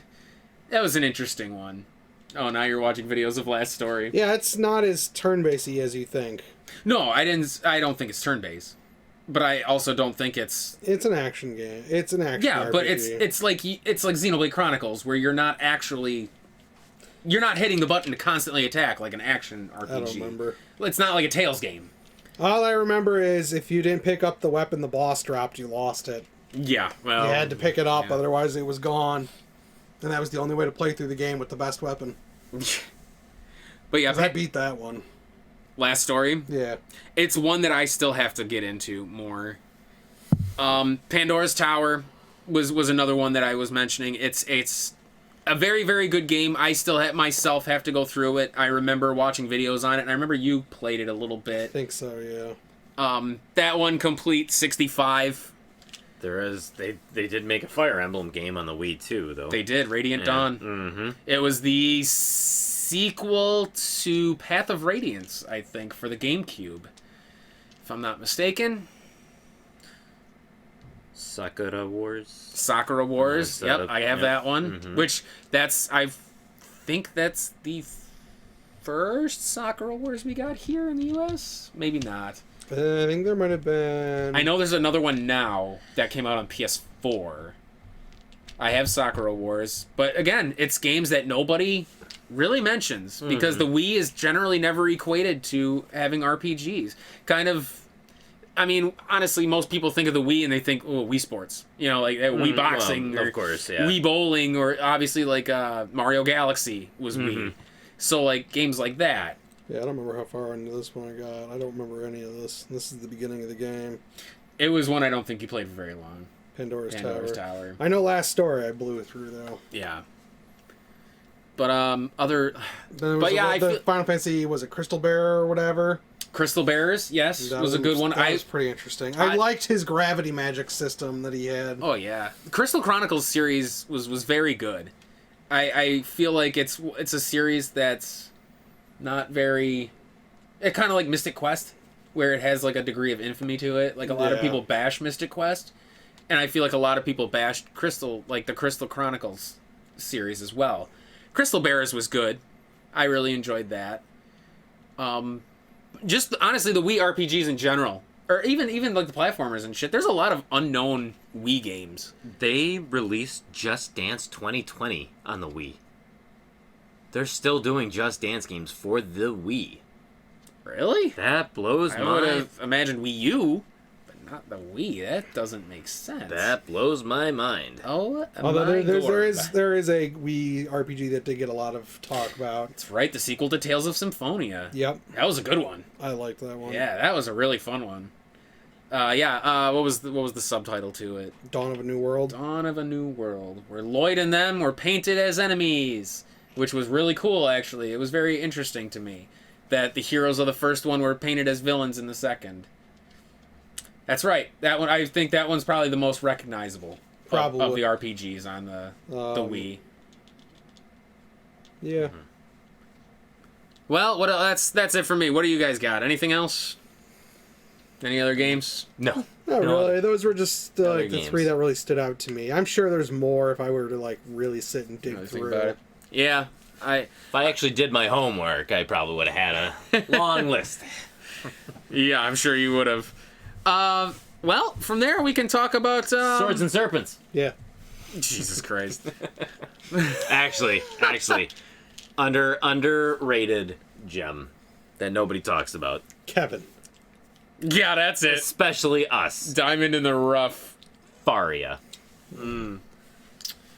Fuck you, boys. That is definitely not underrated. That's rated right where it needs to be. In the bottom of the bin. Because Faria sucks. Faria does not suck. Maybe you just suck. I'm not. I'm decent at it, but it's a pain to play. It doesn't look fun. No, it's not. No. Trust me. Well, we'll talk about peripherals. Yes. So basically, any add-ons to consoles or whatever. And no, I'm not talking. Well, I suppose those would be considered peripherals, wouldn't they? Like the 32X, the Sega CD. Those would be peripherals. Ones. Yeah. Yeah. Well, the Sega. I feel like 32X. I would. Yes. But I mean, the Sega CD kind of feels like it's an add-on. An add-on console. You can't play it by itself. No, you really can't. So it's a peripheral. All right. Yeah. Well, what's a peripheral that gives you fond memories or that you enjoyed? Well, honestly, one of the very first peripherals I remember playing with, obviously the Nintendo peripherals. Yeah. The gun, the light gun. We had a lot of fun. The zapper. Played a lot with that. The other peripheral that I think really sticks out in my mind would be the Game Genie. Yeah, even though it's really not technically a peripheral, it was a third-party it's an add-on tool. Yeah. But I just remember like games that you could not beat. It's like you just look to the Game Genie's book and see what extra codes are in there, and you could just plow right through the game. That was actually the first time I ever beat Contra. I used Game Genie to do it. Wow, I was sad. I know. Sad. Yeah. I remember my cousins had the Game Shark for the the PlayStation. Yeah, it's basically the equivalent of the Game Genie. Yeah, and it was the Game Genie. It was the first time I'd ever seen it before. Was when I went to my cousin's one time for Christmas or something, and I remember seeing the Game Genie. I'm like, oh, what the fuck is this? I mean, paraphrasing. Of course. Yeah. But I remember that was my thought was, what is this? Because obviously I never had a Game Genie growing up. Mm-hmm. I played games legit because I wasn't no punk. Nah, you were punk. Well, it's funny too because a lot of the, if I'm not mistaken, the first run PlayStations did not even have the port in the back of it so that you could plug in a. No, I'm pretty sure that was first run. They removed it on the second run. Oh, did they? Okay, I remember that there are certain PlayStations where there is no, there's no port for the Game Shark. Oh, okay. Mm-hmm. They removed it. I thought there was something where you put a disc in. That's Action Replay. That's Action Replay. That's what I'm thinking of. Okay. Yeah, because I remember then you had to remove the disc and then load the game. Yeah, and that they couldn't do anything about. Yeah, okay. So... Interesting, the Game Genie. But yeah, Game Genie, and honestly, like Super Scope 6. And I never played Super Scope 6 as a kid. No, I played the Genesis equivalent, the Menacer. Oh yeah, I had the Menacer, and I loved it because it had like a Toe Jam and Earl game where you shot tomatoes at things. It had all like the Toe Jam and Earl characters. Oh really? It was really cool. Yeah, interesting. It was a lot of interesting shit on it. Mm-hmm. I don't remember that, and there was like a bug one where like where you were looking was like a flashlight, and you had to like squish bugs. Oh, that was one of the games. There was like a pizza in the middle, and you had to stop the bugs from consuming the pizza. And there were like big fucking roaches that you'd squish, and it'd turn into tinier bugs. It was a very weird game, but it was kind of fun. Yeah. But those were like the only two games I could remember from the Menacer. Mm-hmm. I'm sure there were more. Yeah. So the bottom one is the original PS1. The middle one is the second revision. Or the first revision, then the second revision. Oh, okay. So the one on the top is the newest. The newest one and they just removed it completely. They also removed like the video like jacks. You notice that? Oh yeah. They switched over to that proprietary that you had to just plug. use the RF adapter. Weird. Wow. Yeah. Wow. That's bizarre. Yep. Interesting. So, but no, the I would say other peripherals. So, I mean. I think that Rob is cute. I like Rob, but I think that he has absolutely no practical use whatsoever. No, outside of his games that he could play. Well, even with the games, he was not practical. Just setting him up and having to like do what he does, like it's fun to use it once, just to kind of experience like what he was intended to do. but it's just not practical. Which, for anybody who doesn't know, what are the games that Rob works with? So Rob the Robot, and actually we'll give a little bit more of a history, is that obviously you got to go back to the 1983 crash, the video game crash.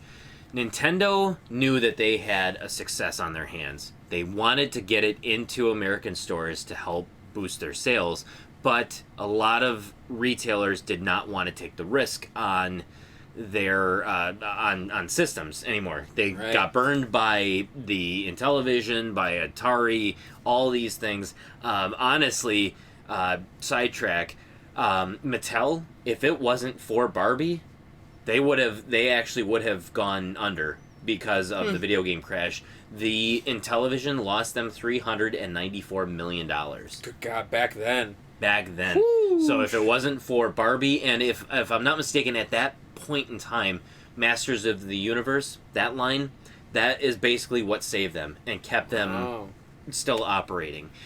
But stores didn't want to take the risk, so Nintendo said, okay, what do we have to do in order to get this in so that people don't think that it's necessarily a Nintendo or it's a video game system? Yeah. So it was their little Trojan robot.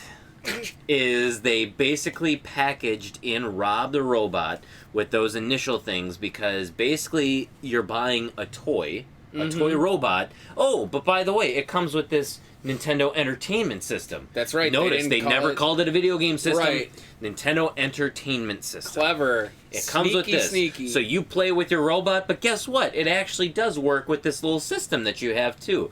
There was 2 games that they released for it that were compatible with it only.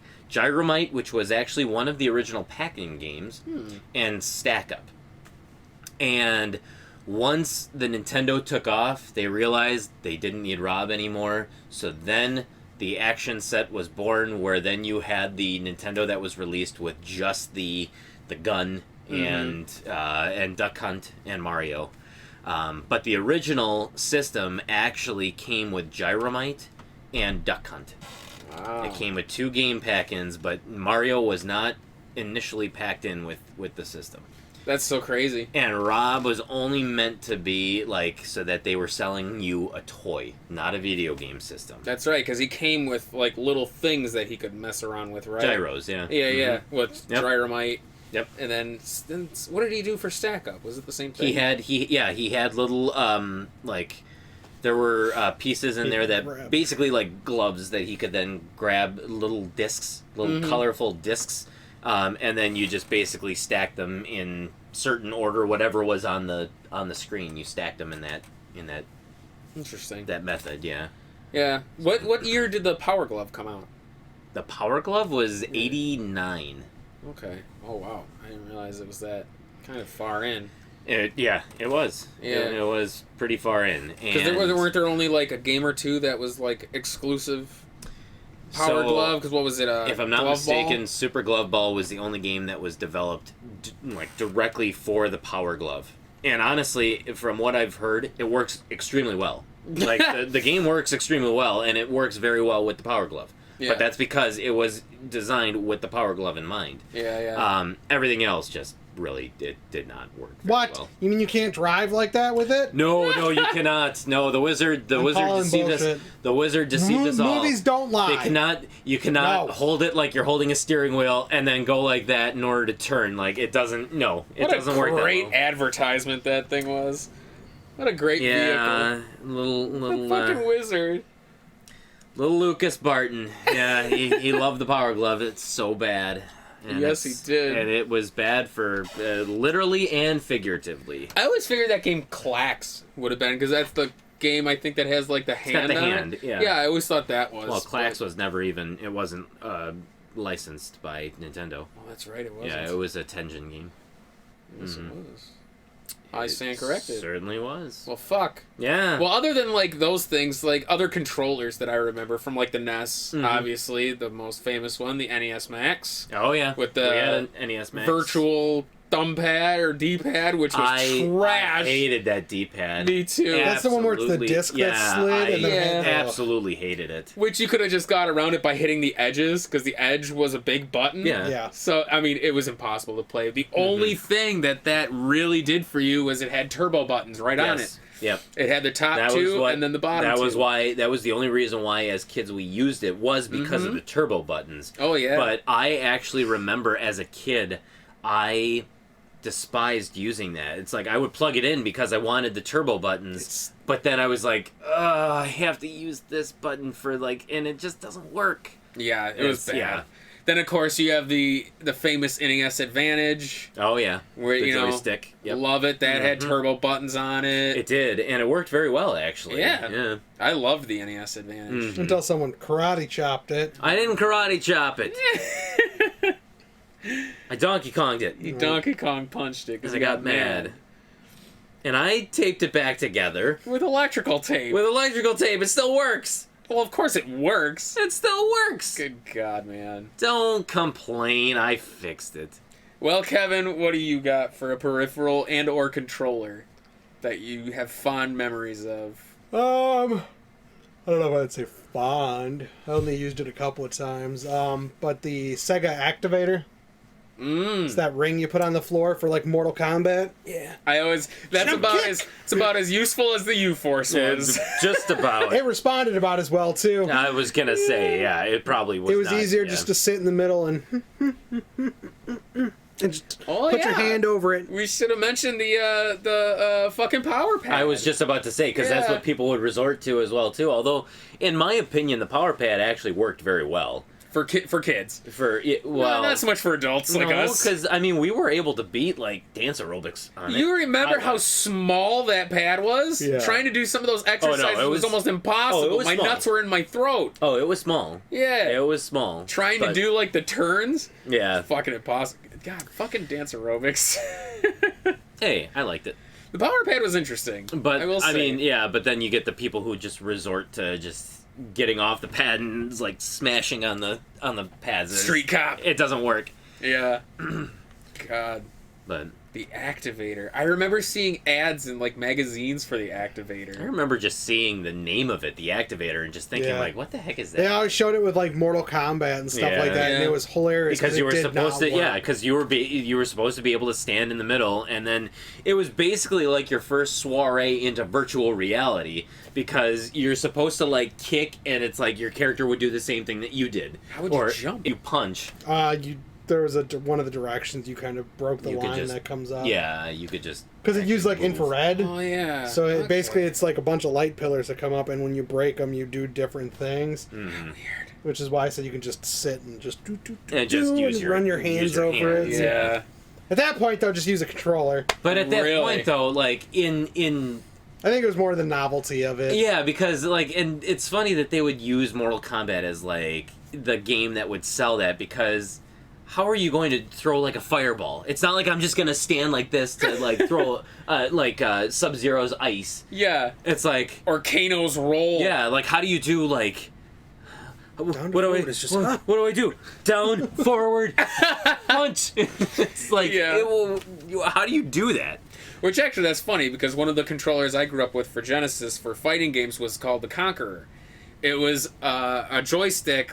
And it had the 3 buttons, but you could set up button combinations. Oh. So it had buttons that you could basically create macros. So you would hit the thing to start it, down to forward punch, and it would assign bastards. It. Yeah. So basically, but the only problem was in a fighting game, if you get on the other side and hit the button, it doesn't. Oh, it doesn't work anymore. So it doesn't work. It kind of sucked. Yeah. But it was cool that instead of having it down to forward, you could just hit the button and he would fireball. See, that so I would set up fatalities in Mortal Kombat with it and that stuff like that. Really See, for the fatalities, cool. For a fireball, if you can't do the fireball or anything like that, don't stop playing. Games like Street Fighter 2 when I was growing up, I could not do the dragon punch or the uppercuts or the dragon forward uppercuts. Down to forward. I couldn't do the forward down forward. Yeah. But it was useful for charge moves, Guile's flash kick, because it would basically you would hit the button, and it would do whatever you did and then end it.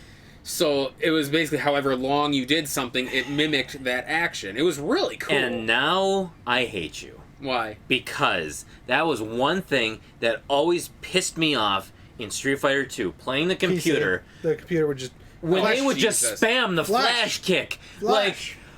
It would piss me off because I'm like, computer, there is no way you charged for 2 seconds. There is no fucking way you did that. Psycho Crusher! Yeah, they could just do it on a whim, and I'm like, that's not fair. Yeah. No, I have to wait, and you can just do it and immediately. That was always balls. But I remember that joystick really vividly. But the one thing that was weird about it, it would create goofy hums on the television. Oh, weird. I mean, my old TV had where it would hum sometimes. Yeah. For some reason, the Conqueror would do that too. Huh. It was very bizarre. Yeah, that's interesting. But that was I remember it's like that. Maybe it was just with the frequencies were like the same or something like that. It's like maybe it was very interference. strange. Yeah. I loved the Super Game Boy. Honestly, Yeah. it was your first ability into being able to play your handheld games on a TV. It was incredible. And I just groundbreaking. At the time, I really I didn't have one growing up, but as an adult, I appreciate what Nintendo did because while you had Sega Genesis doing what they were doing, where they were constantly launching new systems, but having to use the original hardware in order to do it, like the Sega CD or the 32X. It's Nintendo took the steps to say, hey, you have a Super Nintendo, you're buying our Game Boy games, let's see if we could do something where you can play those Game Boy games on your Super Nintendo. Mm-hmm. And so it's it actually married it so that you don't need a new system to play these games, you just need this little peripheral, and then you can play it on your new system. And I don't think that many companies did that. No, they just not really. they wanted to sell you a new system. They wanted to sell you something else. Nintendo was like, let's find a way to bridge this gap. Mm-hmm. And I thought that's so cool. The Super Game Boy only played original, right? It Only didn't play original. color. They had Super Game Boy 2 came out only in Japan, but that one played the Game Boy Color games. Okay. Yeah. That's in the worst way, I would love to have a Super Game Boy 2. Yeah. I would love to have it, but it was really cool. It was Arctic blue, see-through plastic too. Oh, that's cool. Yeah, I liked when games started doing that. Yeah, it looked really cool. Kind of looked like Pokemon Crystal. Kind of, where yeah. it came with the Mm-hmm. see-through. Yeah. That's when they kind of started doing that kind of shit. Yeah. Because I think Super Mario Deluxe was in that kind of a cart, if I'm not mistaken. Super Mario Deluxe was in I have Super Mario Deluxe. I think it's a Really? Oh yeah, it's actually sitting right here. Which one am I thinking of? Yeah, it's like this. It's just clear. Yeah, it's a clear. Yeah, That's a clear what I meant, see-through. yeah. Oh, okay, gotcha. I thought you meant it was in The color. color. No. Yeah. I just meant the see-through shit. No, some of the Game Boy Color games they started just doing this where it was just. And see-through. yet you mocked the off-brand ones for NES that are see-through. The off-brand ones. What off-brand? Those 50 and 1 cards and stuff. Oh yeah, yeah. Let's see. Good peripheral, obviously, was the one that came with the Saturn. The 3D controller. The one that came with Knights. Yep. That was a really cool controller. Pretty much the only game that it was compatible with. Basically. Yeah. But it really helped it. I mean, that game needed it. No. Knights was kind of hard to play without it. Was it really? It was a You little can get bit. used to it. You do, but it definitely It's easier helped. with the 3D controller. Yeah. Didn't. Oh no, that was for the Atari. There was a or the Atari Jaguar, but Tempest 2000. I thought for some reason that had a 3D controller to it too, but maybe I'm just I don't know. God, I don't know. Yeah, I don't know. I know the Nintendo had a whole shitload of them. You had the Quick Shot. You had the the Arcanoid controller, which I think you needed, right? Yes, you did need it Yeah, for the weird Arcanoid. dial Yeah, and stuff. Yep. You got it right there. Yeah. Thank God. Mm-hmm. Let's see. Obviously, one of probably the greatest peripherals of all time is the Dreamcast VMU. I don't know if I consider that one a peripheral. Because it's necessary. It's necessary to save your games. That'd be like saying, like, the Mega Block. It wasn't. It's not a peripheral because you don't need it. You don't need it in order to play games and stuff. Dreamcast like didn't have internal like the Saturn did. No. It was required. And the VMUs, you really don't save to the VMUs, do you? Yeah, you did. Yeah, do you? And they were memory cards. They were just. They were the special memory cards. Yeah. Oh, that's why the controller was designed with the window. They always worked with a memory card. They just didn't work standalone. No, they worked standalone. They worked. Did. Yeah, It was like a Tamagotchi. All of 2 days. It was like the Nomad. Oh God! I loved the Nomad. It works because it was plugged into the port of the controller, which then that's where it fed its. It got like once again Nintendo stealing designs. Controller with the screen. Okay. But it was a genius move because there were a lot of games that utilized the VMU to do stuff. Yeah, I did like actually that was the first game I remember playing Resident Evil Code Veronica. Yeah, and you could keep an eye on your health because you would just look at instead of having to pause the game to see what your health was at or notice what your character was doing. You just look down at the pad and it's like you have either fine or you're in caution or whatever it is, danger. Like it would say. What did that stand for? Was it virtual memory unit or visual memory unit? I don't know what it was. I think visual memory unit. But it was cool because a lot of games utilized the function, because this was in the height of, like, the Tamagotchi era. The Digimon and Nano Fighters and shit like that. No, because the Tamagotchi and Nano Fighters, that was 96, 97. I feel like it was still around that time. The Dreamcast came out in 1999.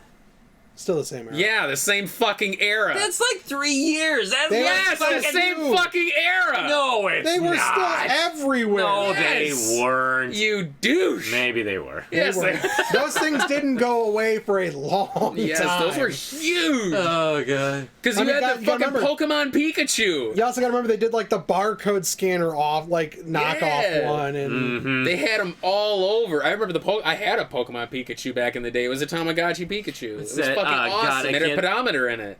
I can't think of his name. The guy who he's always overhyping and under-delivering. Peter Molyneux. Yes, Peter Molyneux. Have you ever heard the stories about him and his Tamagotchis? No. He fucking loved Tamagotchis. I loved them too. Was addicted to them. Okay, maybe not. And one person just could because he wasn't doing his work. He was just basically playing with a Tamagotchi instead of doing his work. And so somebody took it away from him, and he literally lost his shit. Because I guess he put so many hours into taking care of the Tamagotchi. Are you kidding? I had them in school, and I remember, at the end of class, the screen was full of shit. Because the Tamagotchi take a shit, you have to clean them up. It was a virtual pet. And you didn't clean it up. And I would forget to clean, because it would shit so fucking much, because I kept feeding it. And I just remember I had Digimon was a big one because I loved battling them with my younger brother. Oh, sure. And of course, the worst Digimon you could get was this fucking ugly ass blob with these two eyeball stalks, and that's always what I'd end up getting because it was based on how you treated it. Oh. So. Because I always treated it like shit, I would get shit. And it used to piss me off, but. Yeah, so the VMU had things. Skies of Arcadia was the biggest one. You had the Cupel, which one of the characters, her weapon was this little thing. So if you were out and about, it would chime, and you would get these. I forget what they were called, but you'd be out and about in the world, and it would just randomly thing, and you'd go on the VMU, and you'd make it eat, and it would strengthen him in game. It was really fucking innovative and really cool at the time. However. Button cell technology at the time, those things lasted for shit. Literally a day. Yes, which is eventually they just started making mega memory cards for the Dreamcast, which had no VMU. Oh, sure. Or had no window, it was just the memory card. It was just the memory card, yeah. Yes. So that was... Well, you usually put those ones into the You put them in the second slot. There was a room for the VMU and then a memory card. Second one. Yeah. Some of them did, I thought. I didn't think the Dreamcast did. Yes, I know the... Dreamcast did. The Xbox did. The Xbox had two. Yeah. Maybe the Dreamcast did as well, because there was a Rumble Pack where you plugged it in the second slot and it had a motor, which is what simulated the DualShock thing. Interesting. So I feel like maybe... Yes? Because didn't N64 have a rumble pack too? They did. They had a transfer Maybe pack, a that's rumble what I'm pack, thinking and- of, No, is but the they didn't. N64. No, because they didn't have room for 2 slots though. No. But that one didn't have a memory card really. Oh no, it didn't. Yeah, you could save it to the. Yeah, those were saved to the cards. cards. It's to a the cards. dual slot. It's Oh yeah, it is. Yeah. just it's not separated as 2 goofy. slots. It's, Yes, it's yes. one big Okay, slot yeah, with yeah. little That's like what I side remember. Yep, rails. that's what I remember. All right, Yeah, yeah, the maybe VMU that's what I goes was in the thinking front of. half. There, and there's a then better picture of it. Yeah, there it is. the VMU goes in the front half, and then And a then- memory card goes in the back. Or the rumble pack goes in Or the back. rumble pack, yeah. I think I'm thinking of like the N64, where it only had the one slot on the back for Yeah. God, I feel like maybe there was a memory card for the N64 controllers, but I don't know why. There was. Well, no, the transfer packs. The Yeah. transfer Yeah. pack, the rumble pack, Yeah. and then you needed it for like the expansion pack. Well, that went in Or- the system. No, there wasn't there like an expansion card that went into the controller too, though. It went into the system. Oh, okay. There's like that little thing, that little window right in the front. Yeah, I remember that, yeah. Mhm. That's where you put the expansion pack. Yeah. I don't remember what it did. Perfect Dark, it basically unlocked everything because you Well- couldn't do a whole bunch of the maps in like it was certain number some of games though it required it. So it's like Banjo-Kazooie required it. it was- Majora's Mask needed it. Majora's Mask needed it. I want to say Donkey Kong 64 required it as well too. What I think it was just RAM for the system. I was gonna Was say that it was what like it was? additional I think RAM so. so that it's like Oh, it could interesting. process like the graphics and stuff. Maybe Maybe. I don't Just know. extra It processing was just power. like it was just system memory, I think. So that because the system itself didn't have enough memory to hold everything that needed. Interesting. I remember the Xbox controllers having memory cards, but it was like, what the fuck's the point? No, you just saved it to the system. Yeah. Yeah, it- Xbox, Your Xbox was a computer. It doubled the amount of RAM the system had. Ah. 64, that doubled the amount of RAM that the N64 had to 8 megabytes. Jesus fucking Christ. So the system had 4 megs originally. That's hard to God. fathom. 4 megs. It really is hard to fathom. Yeah, that's yeah. That's why I always like that picture of like Mario Brothers, like the original Mario Brothers, and they say this picture is a bigger memory thing than the actual game was. Okay, so And let's it's see. just the JPEG's bigger than the actual game So was. let's see. Aiden Chronicles First Mage. I have that. It yeah. was required. The expansion pack was required for the high quality graphics setting. Yes, I was just about to say for the graphics. I need it, yep. Armorines Project Swarm enabled 2 high res modes. Bunch of other games enabled So high it's basically res. like to polish up games. It was, yeah. Texture maps. Interesting. That's really ahead of its time. It really actually. was. Yeah. Donkey Kong 64 prevented a game breaking bug. Oh. Wow. But they couldn't fix the. Hence why they called it. They said that probably it was what happened required is for it. it was probably a memory leak, and because you had more RAM, you could get away with it. It didn't kill the system. Okay. Interesting. I think Majora's Mask was required too. It was I required. feel like it was. That may have just been because of graphics limitations. Then. The Gauntlet Legends, it was required for 4 players. Otherwise, there wasn't enough. Ah, okay. Majora's Mask. It was used to enhance graphics such as increased texture detail, Yep. removal of fog, and increased number of on-screen models as well as effects. Ah, So it basically increased your draw distance and stuff like yeah. That's really fascinating. that. I didn't realize that did all that. Yeah, I didn't Perfect realize Dark that. required for the single-player co-op and counter co-op campaigns, as well as most multiplayer features. Enables high-res mode, which switched the resolution to 640 by 222. 640 by 220. My God. Most games were 640 by 480. Wow. Isn't that hard to fathom? Yeah. How far technology has How actually far come. it's actually come, yeah. Pokemon Stadium 2, it increased resolution. So yeah, it was a lot of just increased resolution or like graphics. Yeah, so it's just in general performance improvements across the board. You almost said performance. Yeah, performances too. I'm sure there was some of that. Yeah.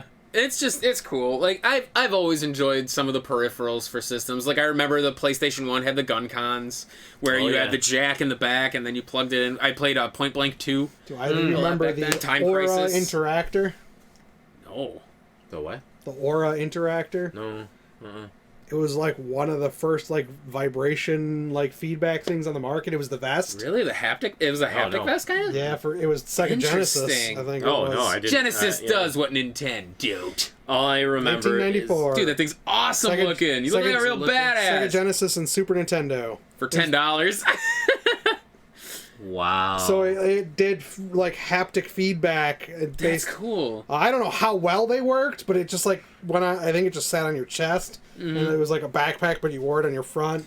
That's cool. So I remember another fun fact about the Gun Con is that Resident Evil Survivor. Mm-hmm. You remember that spin-off, the Survivor for the PS1? It was a rail shooter, kind of like House of the Dead. It was a rail shooter, and it was supposed to be fully compatible with the Gun Con. And because that game came out, I want to say it was in September the game came out. However, came out in September of 1999. It was going to be compatible with the Gun Con, and in April, Columbine happened.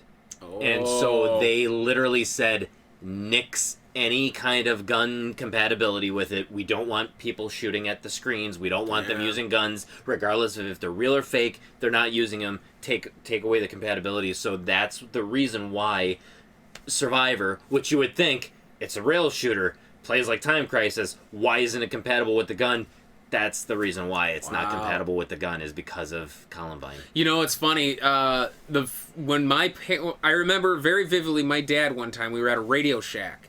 Back when Radio Shack used to sell like video games and shit. Back when Radio Shack was around, you mean? Yeah. It was where my dad bought us Lethal Enforcers that came with the Justifier handgun. I have those for the Sega CD. Yeah, and I remember it was one of the first times I can remember where like it actually looked like the person warned us about the game's mature because it had a gun. Yeah. Like I remember he was saying something about it, and obviously my dad still bought it anyway. Oh, sure, yeah. It was just fascinating to me that was a thing, because the Zapper looks so... It's a fucking Zapper. It looks like a space gun. Futuristic space gun. The Justifier... It looks like a revolver. Yeah, it was Magnum. really fucking cool. Mm-hmm. And I mean, Lethal Enforcers, it was basically like pixelated VMU or FMV. Yeah. So I mean, it felt like shooting people. It was very fascinating. It was digitized graphics. Digitized. It was digitized. It was like Mortal Kombat. Yeah. But I remember that was the first experience I had with anything like that. Speaking of, the whole Columbine thing and all that. But it's that's fascinating to me. And it's just crazy how history kind of. There's another one I works. bet you don't remember. The Victor Max. What the hell is the Victor Max? It was a VR headset that worked with like Genesis and Super Nintendo and PC and. God. Yeah. I don't even know where you would have found anything like that. They sold at like Radio Shack, and I think that was about it. One thing that I bought, like there was a lot of like really odd peripherals like that they were compatible with like one game, and like that was it. One thing I bought as an adult, because I never had it as a kid, but I remember seeing ads for it, and I wish so bad I could have known how to do it as a kid so I could do it. The X-Band. Yes. I wish to God I would have had an X-Band and would have been able to play it when the servers were still up and people were still playing, because it was basically like your first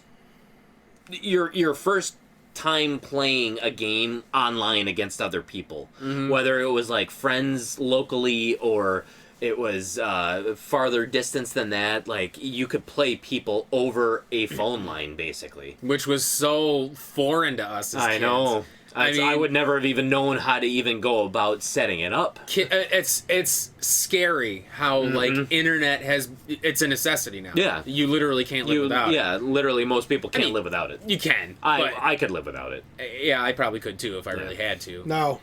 I watch too much stuff. But, well, I mean, I watch a lot of shit too, but I have DVDs. I was going to say, I've got a lot of DVDs. I'm not going to watch the same things over and over and over. I can't do it. Oh, see, I could do that. Me too. I can't. I find a strange comfort in it. But, it's so foreign to these kids to imagine that, like, they're growing up in a time where they don't know the struggles of... No. Of the internet. If you wanted to play your X-Band and you wanted to play your friend, like, who lived on the other side of town, well, guess what? You could do that, but you're not going to be receiving phone calls. Or you could, and it would interrupt the connection like we used to do to people. Yep, exactly. Someone's beating me in a game? People start doing that. They just pull out the plug. They just pulled out the plug. That was it. It was so funny. Or it was... Didn't know that. It was... so funny that it's like, I mean, what they could also do too is like, yeah, they could play it online, but yeah, you're paying like 99 cents a minute. Yeah. So, you want to play with your friend for 30 minutes? Like, okay, that's fine. You just played. You just spent half a game's worth. The device itself sold for $19.99. What did the X-Band? Yeah. And it was Blockbuster. Oh. Wait, it was only available at Blockbuster? It was widely available at Blockbusters. Oh, wow. So it retailed for the 20. Okay. And then with additional charges based on usage. There was 2 pricing plans. One had a monthly fee of $4.95 and allowed the user to connect to the service up to 50 times a month, with each additional connection costing 15 cents. Oh, okay. Yeah, but that's still not. That's quite a bit. Still not bad. That's, for even that. Phone calls back then, that was pretty expensive. 50 times connecting is not terrible. That's especially more than once a day. Well, especially if that means like, okay, does that mean like when you connect? Like, let's say you're playing Mortal Kombat 2. So you connected and dropped, and then reconnected. Those are 2 different connections. Yeah, that's what I. That's what I mean. Yeah. Like, let's say you and I played something. Would that mean like each individual match is That's a connection? what I'm thinking. Yeah, that's what I'm thinking. Or unless if it's as long as you're connected to their system, it counts as one. It's hard to imagine what connection back then meant. Yeah, exactly. Then the other was a monthly fee of $9.95, and then that was for unlimited number of connections a month. It's not bad. But you were still subject to your phone being bills, tied up. Though. Yeah, and your phone being tied up. Yeah. Because I remember... Because it's like making a long-distance phone call. Yeah. Activities that consumed a player's monthly allowance of connections included dialing into the X-Band service for matchmaking, downloading mail, downloading the daily edition of the 2 X-Band newsletters, oh, God. one containing generic news and the other platform-specific stuff. Players were also assessed a fee of $3.95 an hour for connecting to opponents outside their local calling area. Which basically, even if you're outside your area code. Yeah, exactly. Well, no, because I mean, even if we were, and then players, if you were within your local calling area, the connections were free. I want to say, like, even just, I mean, back then, like, if we lived in Kenosha, like, that would be our local, like, it was just a local call. If we had a friend who lived in Milwaukee, that's long distance. Yeah, a different area code. Well, I suppose that's... It was the same. Well, no, theirs was 414, ours was 262. Ours was a 414. Ours used to be 414, and I believe... It wasn't until, like, Milwaukee different. or Madison got so big that they split them. Yeah, because that's right, we used to be 414. We used to be 414. Now we're 262. Yep. Yeah. So that would be considered long distance. Yep. Mm-hmm. Oh, my God. Uh-huh. Wow. Yep. Kids! So... Kids, you got it so fucking easy. You got it. So, let's see. You could store up to 4 users. So you could have 4 friends on your list. So 4 profiles. That's No. 4 friends of yours could be saved to connect to. Oh, shit. So you'd have to... Anyone else, you'd probably have to manually dial in their things. Wow. Well, to be quite honest, who had more than 4 friends? That had an X-Band. Oh, okay, actually, no, I did read that wrong. So up to 4 users, and then each user could have 10 of the user's friends stored so it was 4 into users. the email boxes. So shit, that's where Netflix got theirs from. That's all the different accounts. Huh. So let's see, each the ranking, it would store rankings apparently. Interesting. Yep, there would be rankings and stuff. Yeah, weekly, monthly, I think. But here we go. A problem with most of the online services at the time was that the connection would be lost whenever the phone on the same line was picked up. Yep. So if somebody didn't know that you were playing on your X-Band and they went to go pick up the phone, boom, dropped. Let's see. Dropped. The X-Band operating system was designed to ensure that connections are not lost due to phone activity. In the case of call waiting, the system would alert the user to the call and allow the game to be resumed. Oh, that's funny. At its height, it had 15,000 subscribers. That's a lot. For back then, that's pretty good. Not enough to keep it running. No. When you think that there was like tens of millions of Super Nintendos and Sega Genesises out there. Oh my God, that is crazy. I didn't know all that about the X-Band. Neither did I. That's why I had to read it. What games would have even been played on it? Supported games. Here we go. The Brain. Let's see. Madden 95 and 96, Mortal Kombat 1 through 3, the NBA Jam games, NHL 94 to 96, Primal Rage, Super Street Fighter 2, Weapon Lord. Weapon Lord. These are the Genesis ones. Weapon Lord was the game that was that game was developed specifically with the X-Band in mind. All right. So now here's Super Nintendo: Doom, Ken Griffey Jr., Killer Instinct, Kirby Avalanche, Madden 95 and 6, Mortal Kombat 2 and 3, NBA Jam TE, NHL 95, 96, Super Mario Kart, Super Street Fighter 2, Weapon Lord, and then there was also a Saturn version of the thing. Wow. They made a Saturn version of it? Yep. Oh, wow. Huh. Let's see, Daytona USA, Decathlete, Puyo Puyo Sun, Puzzle Bobble, Saturn Bomberman, Rally Championship Plus. That must have been how you played an 8-man match in Saturn Bomberman. Okay. Online. 4 on your Sega console, and then Worldwide 4 Soccer against 98, 4 Virtual others? Fighter, Virtual Maybe. On. Virtual On would have been a good Virtual one. On would have been And then badass. World Series Baseball. So there weren't a whole lot of supported There wasn't games. a whole lot of supported games, but honestly, the games that were supported on the Super Nintendo were games that I was playing as a kid. Like, I would have had a blast playing those games online. Yeah. Until someone called and then, Mom! But I'll why be are you honest, I using can't the think of any of my phone?" friends who even had one. Yeah. I don't know. So I didn't mean, have one as a kid, yeah. Yeah, I think we would have been hard pressed to even find a friend who had an X-Band. All I remember is that it was, I had an issue of Nintendo Power, and it was issue number 72. The main story on the cover was Kirby's Dream Land 2, but there was also a lot of news on Mortal Kombat 3, and there was a 2-page spread or maybe a 4-page story on the X-Band and what it cool. was. Yeah. So I actually have that issue. Interesting. Yeah. Wow. But that's how I learned back then what the X-Band was. That's kind of Yeah. cool. Apparently in 2019, fans were able to patch the select Sega Saturn X-Band titles to be playable over over VoIP. So over internet stuff. Oh, that's cool. What about the Super Nintendo? No, just Sega Saturn. Nobody gives a flying fuck about Super Nintendo. I hate you so badly. That's probably because they want to play Virtual On. Yeah, that's it. Virtual and Decathlete. Yeah, that was it. Yeah, Virtual On and was awesome. Virtual Line was fucking badass. I loved it. That was one of my favorite fucking fighting games back then on that system. Virtual On? Virtual On. It's fucking awesome. Well, Get off your Virtual On. I'm getting virtual off. You know what I'm saying? And that's how we end the episode. Virtual Off. Yeah, that's right. That's all I got. That was interesting. It's- That was a good one. That was definitely a deep dive into yesteryear. Absolutely. So, hopefully you guys enjoyed it. Hopefully you found a game that piqued your interest that you might want to try that we Yeah. mentioned. Give us some suggestions. Yes, and let us know what you thought of the peripherals. Do you remember any of those growing up? Do you have any fond memories? Please share them with us. We would love to Yes. find out what your memories were of these things. Do you remember reading about the X-Band? Did you ever play the X-Band? I want to know about that, please. I want to know if there's anyone out there that legitimately played with the laser scope. Fire, fire, fire, fire!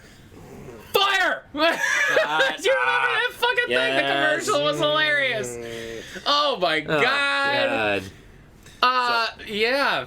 So hit us up on Facebook. Hit us up on Twitter. Check out powertripgaming.tv. It'll take you to our YouTube channel where you can watch all of our other playthroughs, our video games that we play. We're powering through all of the NES American licensed library. That's right. You can also watch our side quest material where we tackle games that we just flat out enjoy. Or Yes. sometimes don't enjoy, but play them anyway. Absolutely. And if you don't want to contact us via Twitter or any of the social media sites, you can always check us out at nespowertrip@gmail.com. And if you want to send us an actual mail, because nobody feels like using the internet anymore, you can send them straight to my house. No, they can't.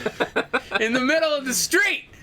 I see what you did. Did you think I was going to say my actual address I on here? honestly did at first. Get the fuck out of here, son. So if you are listening to this on YouTube, actually check us out on iTunes and Stitcher, where you can listen to the PTG Powercast. You can get all of our other episodes that we have done. We talk about everything under the sun and more. That's right.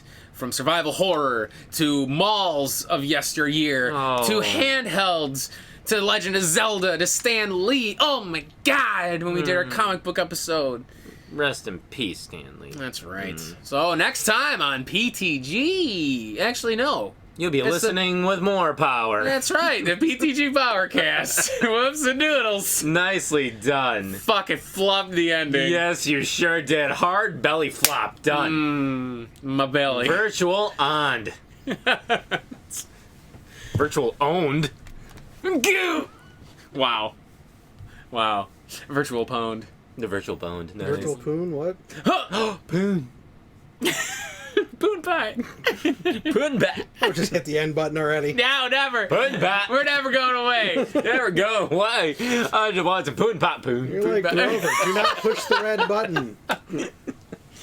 What's that one meme where they show the like the two choices and the guy sweating because he doesn't know which choice to hit? The buttons. The buttons. Yeah. The buttons. The scroll. This goes so smooth like a butter on a muffin. muffin. God damn it! Hit the end! Hubster. Oh my god.